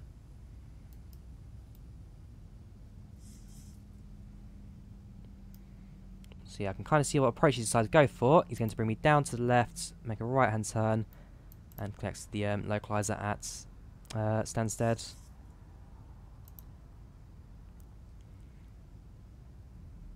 Use a bit of spoilers, keep the aircraft down. Good afternoon, 9135, Airbus A320, standard 10, Stansted, QNH 1027, IFR clearance to Manchester, please. Ground 121.725. Just come on train straight, thanks, ground 121.725, thanks. Ryanair 1708, turn right, heading 060 degrees. 060 for Ryanair 1708. Ryanair 49 Alpha Juliet, 22, clear to land, the service wind 270 degrees, 5 knots. Right, so that should be quite helpful in slowing the aircraft down. 49 Alpha Juliet. As well as once you level off at 3,000.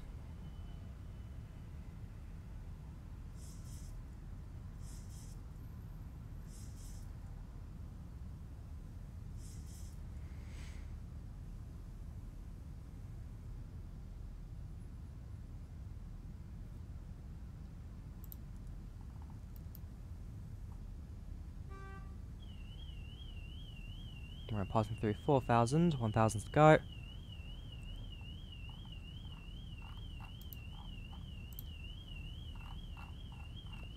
Just continue letting out airspeed as well. 1,000 to go. Ryanair 49 Alpha Juliet, established. Roger.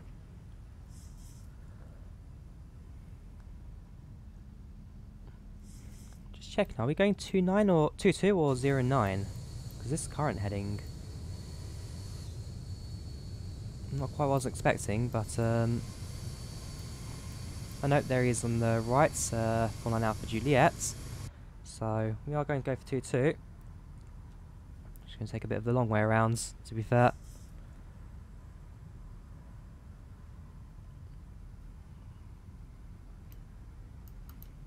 A little bit of wind. You can see the aircraft pushing around a tiny bit.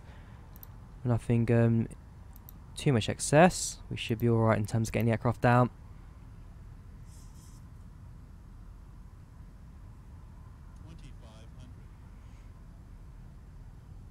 There we go.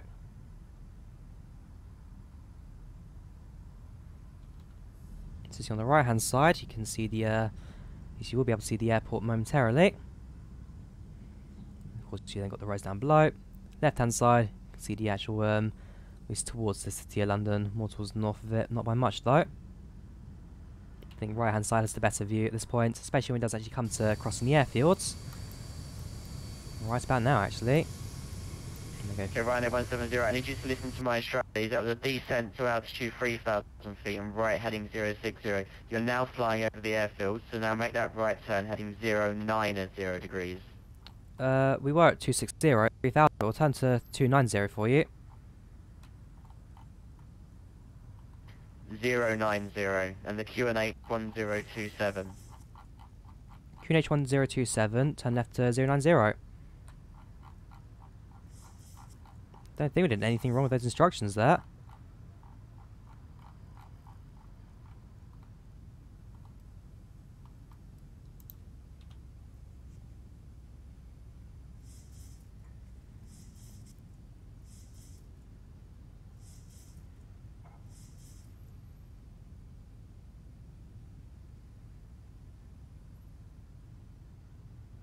We have been. We have been.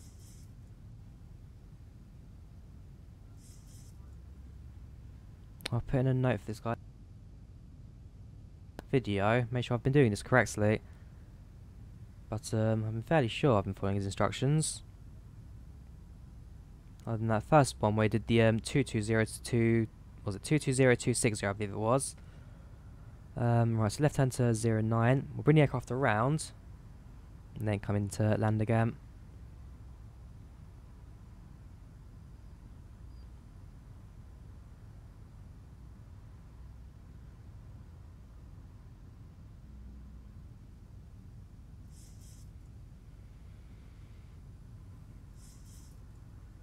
There we go, 090. Ryanair 49 Alpha Juliet, vacated runway at Lima Romeo. Ryanair 49 Alpha Juliet, roger, contact the ground 121.725. 121.725 for Ryanair 49 Alpha Juliet, thanks for your help, have a nice day.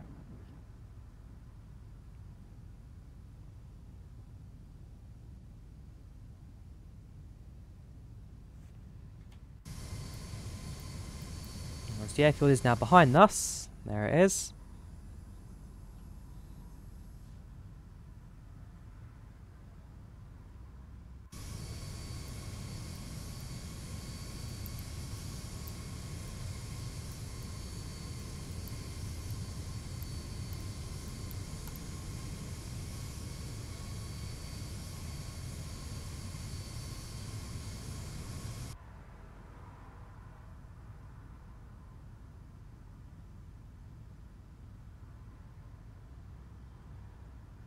A little bit of turbulence to the aircraft is feeling. Ryanair 1708, turn left heading 030 degrees and make sure you have QNH 1027.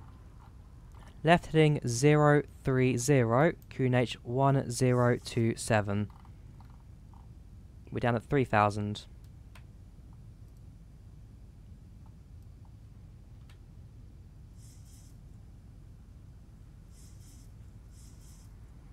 Right, so let's try that again, shall we? I mean, there's no traffic around us this time for us to worry about. You can see the motorway down below, the M42. 42 or 62, I can't remember. I think it's the So yes, FEM 42.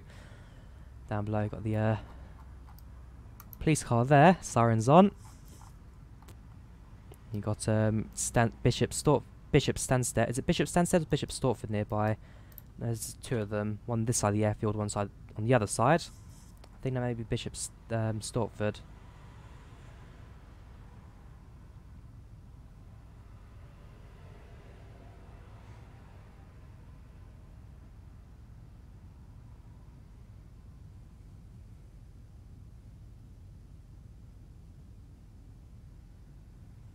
Make sure my auto braking sets to 2.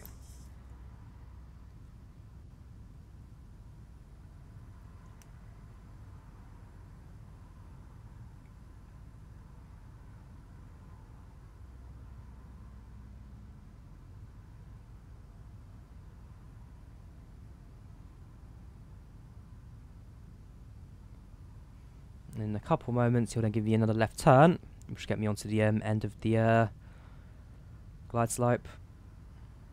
And then when that's when we're established, he'll give us the landing clearance when required.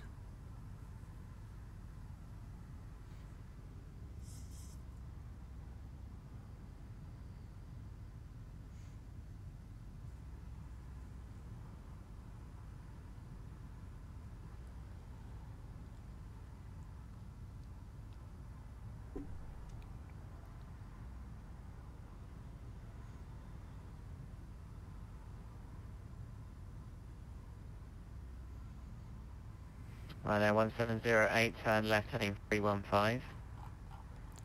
Left heading 315, Ryanair 1708. 315.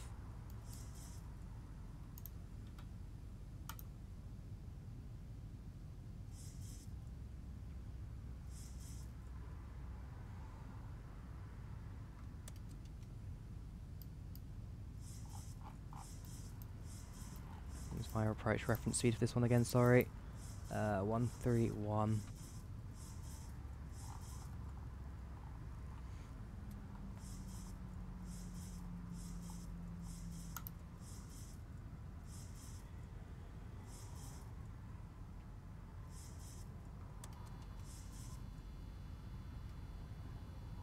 Gear down.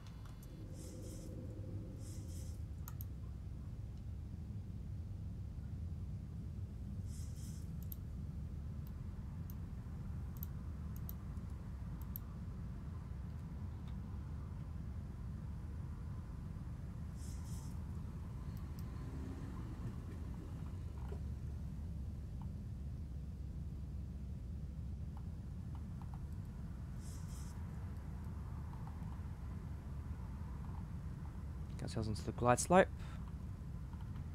Ryanair 1708, turn left heading 260 degrees and establish localizer 22, descend on the glide. Turn left heading 260 and we'll announce when established.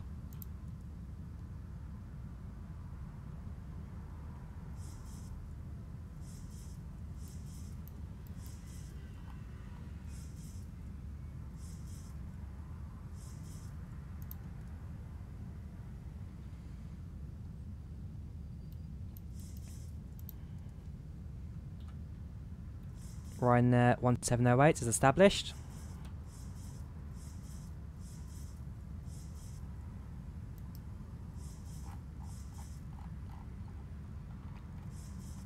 Three.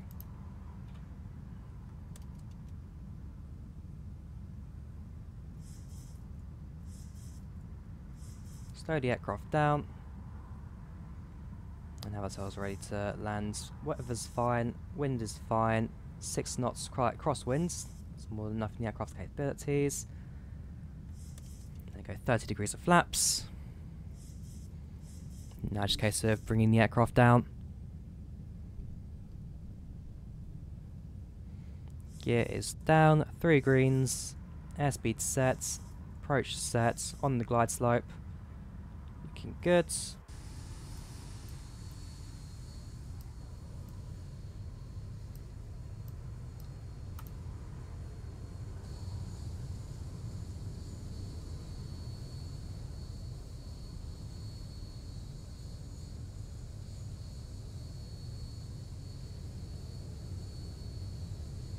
Ryanair 170822 clear to land the surface wind 270 degrees 5 knots. Clear to land, Ryanair 1708. Right, so yeah, I've not done a proper crosswind landing in a little while. This should be a lot of fun. Keep the aircraft stable. So bound to 1000, we will then deactivate autopilot. 1,000. There we go, give 1,000 it. feet stabilized, Mr. Perch altitude set. Roger that.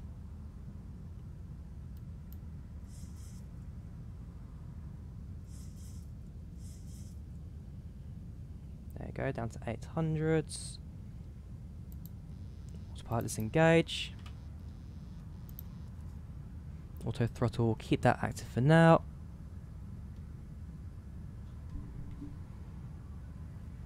Keep the aircraft stable.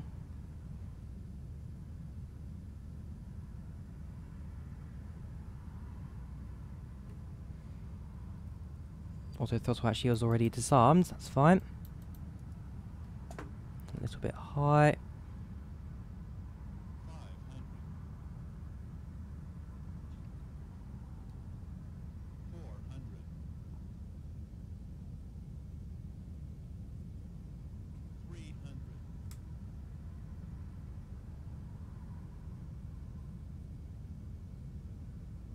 200.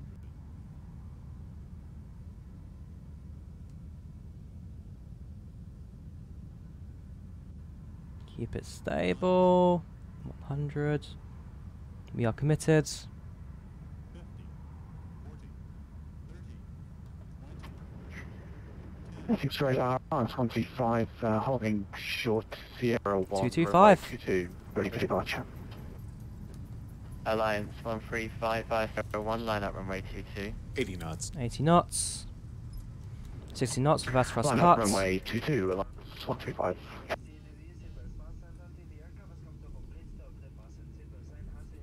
And there we go. Welcome to Stansted Airport.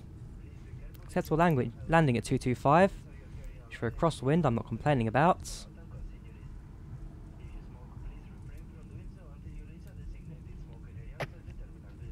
Alliance 13522 clear takeoff, the service wind 270 degrees 5 knots. And of course the aircraft pilot's now the pilot himself. Clear takeoff, runway 22, Alliance Landing 135. lights off. Taxi lights on. APU starts up.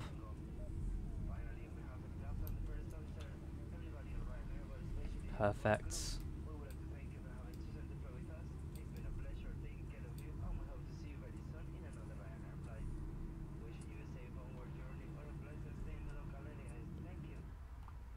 Auto braking deactivate. Flaps come up. Bit of throttling. Let's now taxi to gate. While you watch the lines behind us parts. Ground 121.725. 121.725 for Ryanair 1708. Thank you very much. 121.72. Alliance 135, report you're passing to London 127.1. It's a bit too far for that. Just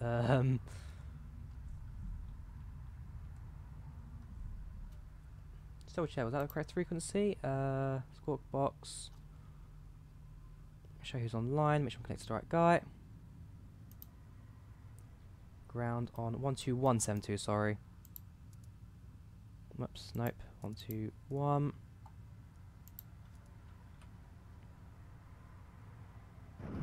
Martin 6162, ready for take. Minor 6162, taxi calling Romeo 1, runway 2 via Alpha Hotel Romeo. Good evening, Stansted Ground. This is Ryanair 1708 requesting taxi to gate. Taxi to Ryanair 1708, standby. Minor 6162, can you read that back, please? Right, so hold position here. Affirmative, Martin 6162, taxi Romeo 122 via Alpha Hotel and Romeo. Right, so hold here for him to give me my taxiing.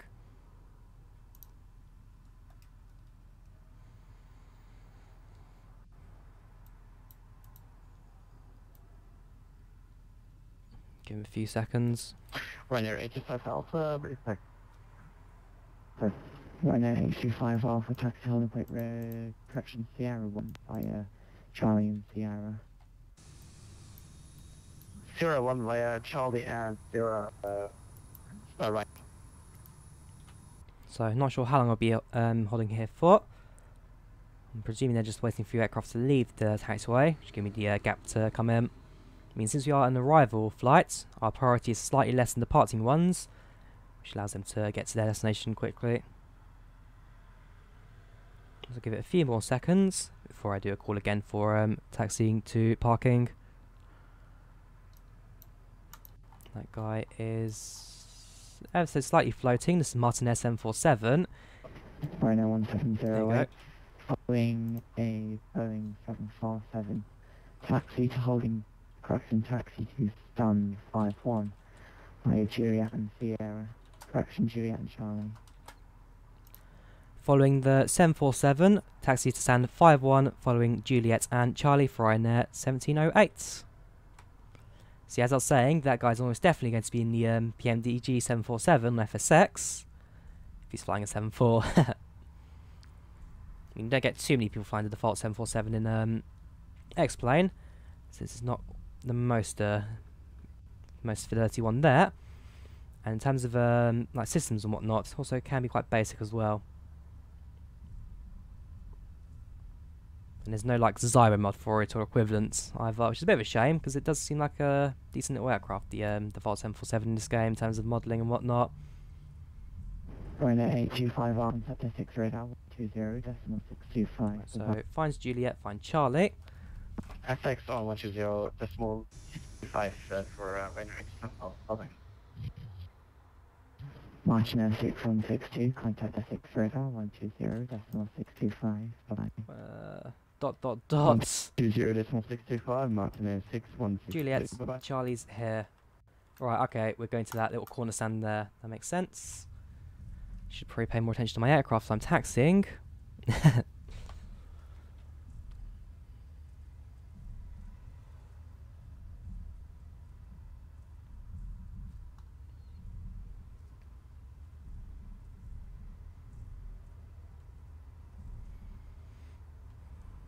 In fact, you can see the other aircraft floating there as well. You're most likely going to be in the NGX, the PMDG. It's a very FSX dominated sim, especially on that sim. You have X Squawk Box, but it's not the most popular setup out there.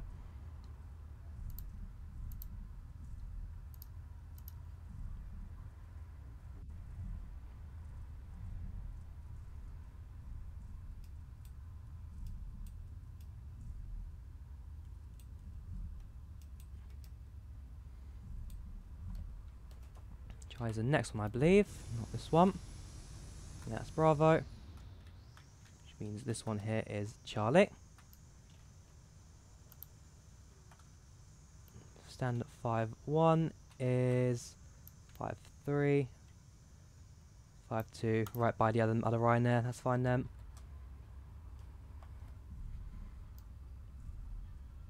So I'll be right next to 49 Alpha Juliet. He was the other aircraft that came into land a couple of moments ago.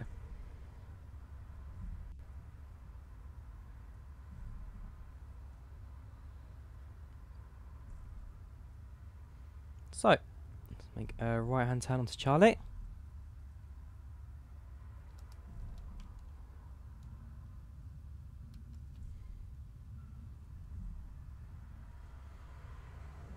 Is he in the air or is he on the ground? He looks like he's in the air, so he's also going to be an FSX. 5-3. Oh. Oh boy.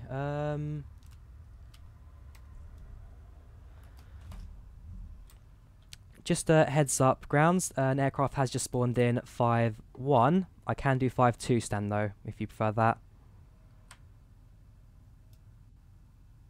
Ryanair 1708, not a problem, turn left, stand 5-2. Turn left, stand 5-2, Ryanair 1708. Doing Ryanair 39 Mike Yankee decides to spawn in right on top of my gates. What's your tail code? I'll check it out later. Yeah, it's an Echo, a bit more of a modern aircraft compared to mine. Oh yeah, I forgot about that. Because I've got the Orbex UK Britain Southeast, whatever it's called. Yeah, the airports have also been slightly modified, and so in the case where like this one, Stansted, where it's got no exclusion zones, they look slightly posher than the real world counterparts for Stansted, I must say. Right, we'll hold the aircraft here. Parking brake set. Engines off. Engine bleeds off. APU bleed on. APU power active. Dome light come on. In fact, I never turned it off like I said I would. Oops, oh well. Electric set. And yeah, landing lights, taxi lights off. Strobes and collisions off. I'm not quite sure what he's doing. He's flickering his taxi lights on and off over and over again. But we are down.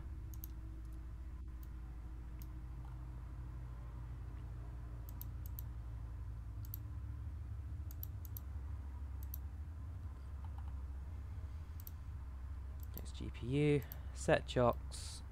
This aircraft in the real world probably would have another flights to go. So would need refueling. It would need to get ready for another flight, so it means we'll set it to a like turnaround config. Of course, reset those to 0. But yeah, welcome to London Stansted Airport. Flight time, double check that. Flight time was 2 hours, 11 minutes and 14 seconds. Landing was a decent one, don't forget, so I won't complain for that. Fuel lights on, that's fine. Everything else I can reset. That goes up to 10,000. And airspeed, leave it on that for now. So at this point, really, open the door, and yeah, let the passengers off the aircraft. Speak to them as they leave. Always let 1 or 2 kids in the cockpit to look around, as you should do. But yeah, for the most part, now our flight's done. And I've got work in the morning, which I need to get myself ready for. Right, let us quickly end the flights on smart cars. File PyRep. Thank you. That's all my flights now completed. Still got Active Sky running. That's required for this video. Sorry, OBS running. That's required for this video. And I guess the next step for me to do is disconnect from VATSIM. So plugins, Xquark box, disconnect. View, toggle replay mode, bring the aircraft to its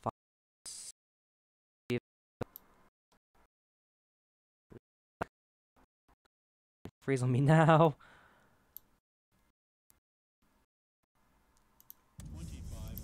There we go. So enjoy it from the right hand view first of all, then the left hand view, and then from the external. I mean, 225 for me isn't a bad landing, especially given the circumstances of crosswind. One of my decent ones. In fact, one of my better ones. I mean, I've had times where I like go down to 600 feet per minute approaches in airports. I'm not great at landing an X-plane, but I'm definitely improving. I've definitely seen a big improvement in my recent streams. I'm hoping you guys have seen that as well in terms of my like checklist following and whatnot. I used to be a bit 50-50, but these days I do like to try and be as correct as I can with this stuff. I mean, yes, there was the slight conflicts with the Essex approach guy, who don't know, he's having a bit of conflict with the other guys as well. He wasn't the #1 most popular guy ever. I think the best guy I've ever had for Essex approach. Hang on, so which landing?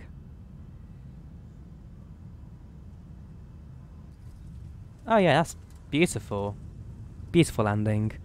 Yeah, so I've had the best guy I've ever had. I forget his name, but I had him during a live stream from somewhere in Europe. I don't remember where, possibly Germany. But yeah, there was one guy who had an amazing job at what he was doing. Have a bit of conflict with a few of the guys.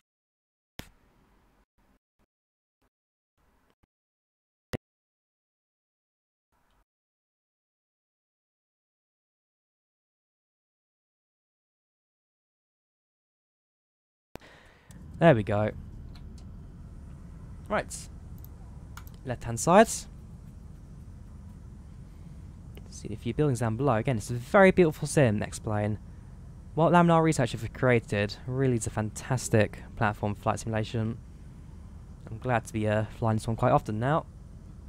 I mean, it used to be like 90% FSX, 10% X-Plane. Now it's like 50-50 exactly down the middle. Who knows where that could go with more time, more add-ons for X-Plane.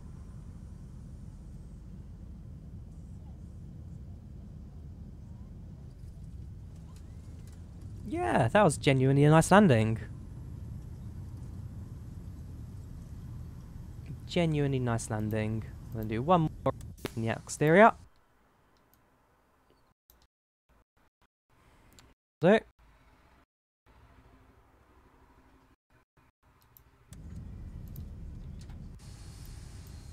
So, Stansted Airport just ahead of us.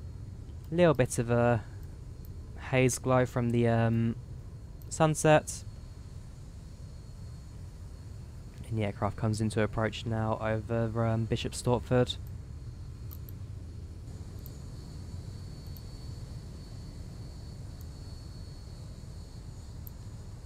This sim has its beautiful moments, it really does.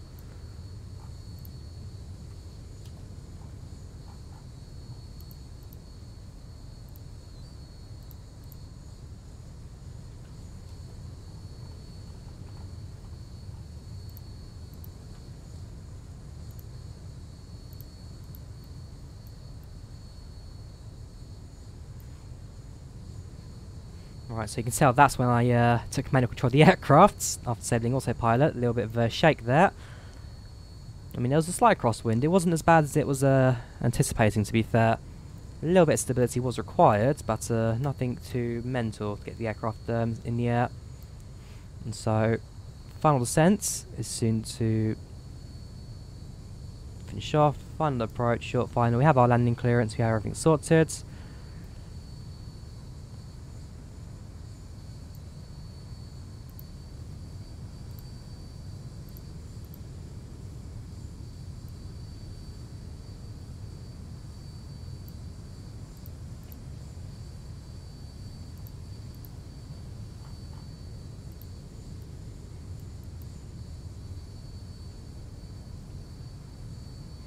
Yeah, a little bit high at one point, but nothing I couldn't really recover. A few aircraft on the ground at the time as well, but as we've now disconnected from that sim, that's going to all like disappear in the back end. And yeah, like I said, slightly on the crosswind, so the aircraft is pointing more to the right of the runway. But a last second touchdown. I'm actually sure how centre it was. I didn't check how close to the middle I was. That we'll see what it's like on the replay.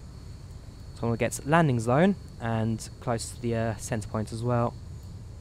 So, over the threshold, over the runway, touchdown zone is there. Just missed touchdown zone.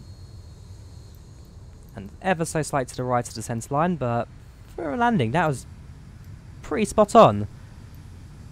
I am not complaining with that. We've made it off the first high-speed turn-off points, thanks to a rather slow approach of 133 knots. Might be even slightly less than that, depending on what the throttle was like when I turned that off. There we have it. That was our landing at Stansted. So like I said, at this point, I would now be deboarding the aircraft.